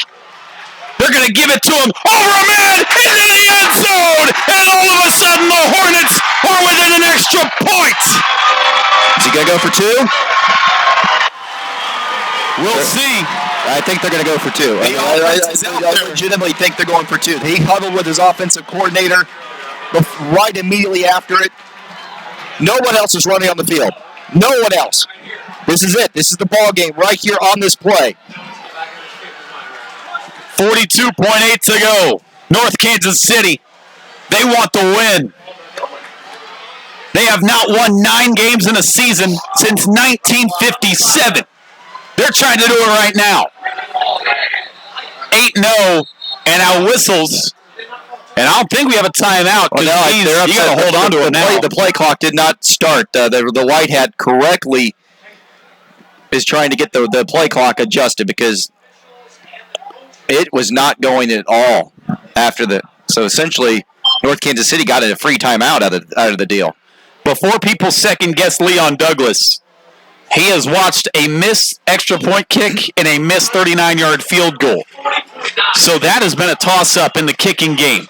Offense stays out there wanting to go for 2. They also ran the clock. The game clock ran, too. Now they reset it to 40. Here we go. C.J. Price will be the deep back.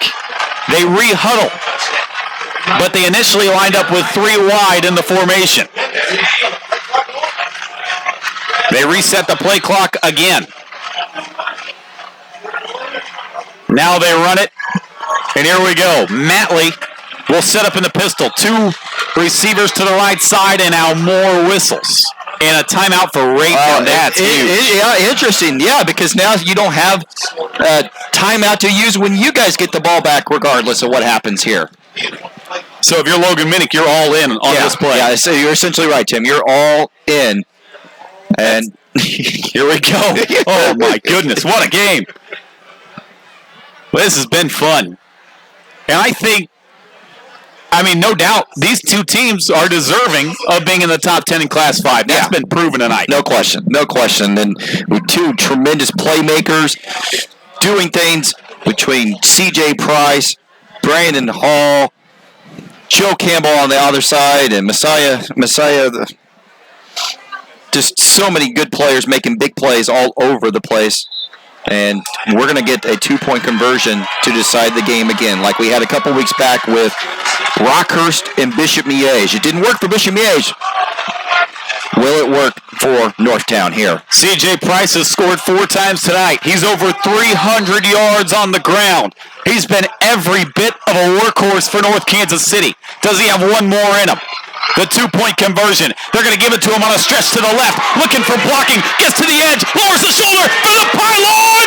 No. He didn't get there. He did not short. get there.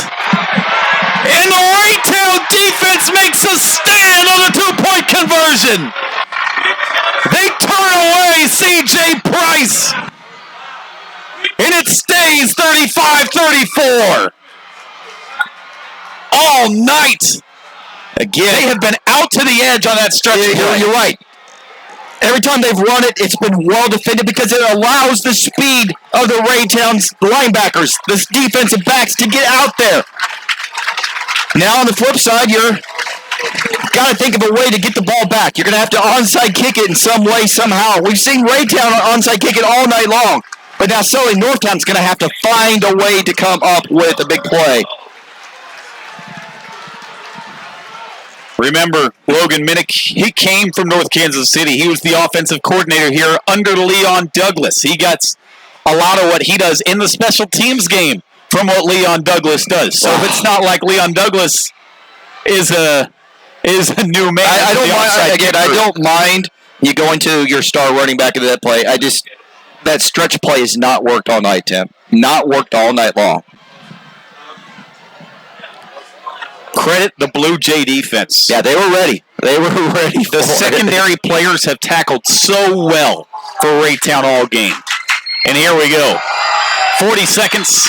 This is it for North Kansas City. Out of timeouts. Obviously, the hands team is out there. Got to recover the onside kick to have a chance. If Raytown gets it, they win. Playoffs start next week. What a crazy end of the regular season. Started here tonight. Calderon. The run-up. He is going to blast this right. Takes a good hop. But Raytown is going to field it cleanly. And the Blue Jays are going to escape North Kansas City with their 8th win of the year. Devontae Key comes up with the recovery, and it did exactly what you want on an onside kick. It bounced up, and you hope that your gunners can get down there somehow, some way, and knock the ball free. And what a victory for Logan Minich's squad here, assuming they cannot. We can down the ball here if you're Blue Jays. This game lived up to all the hype and then some. And then some. Campbell is going to drop to an E. He's going to have to do it one more time. What a game on both sides. C.J. Price, 45 carries in this one. 315 yards, 4 touchdowns. You know what, though? Give me Joe Campbell. Oh, yeah, without a doubt. What a game.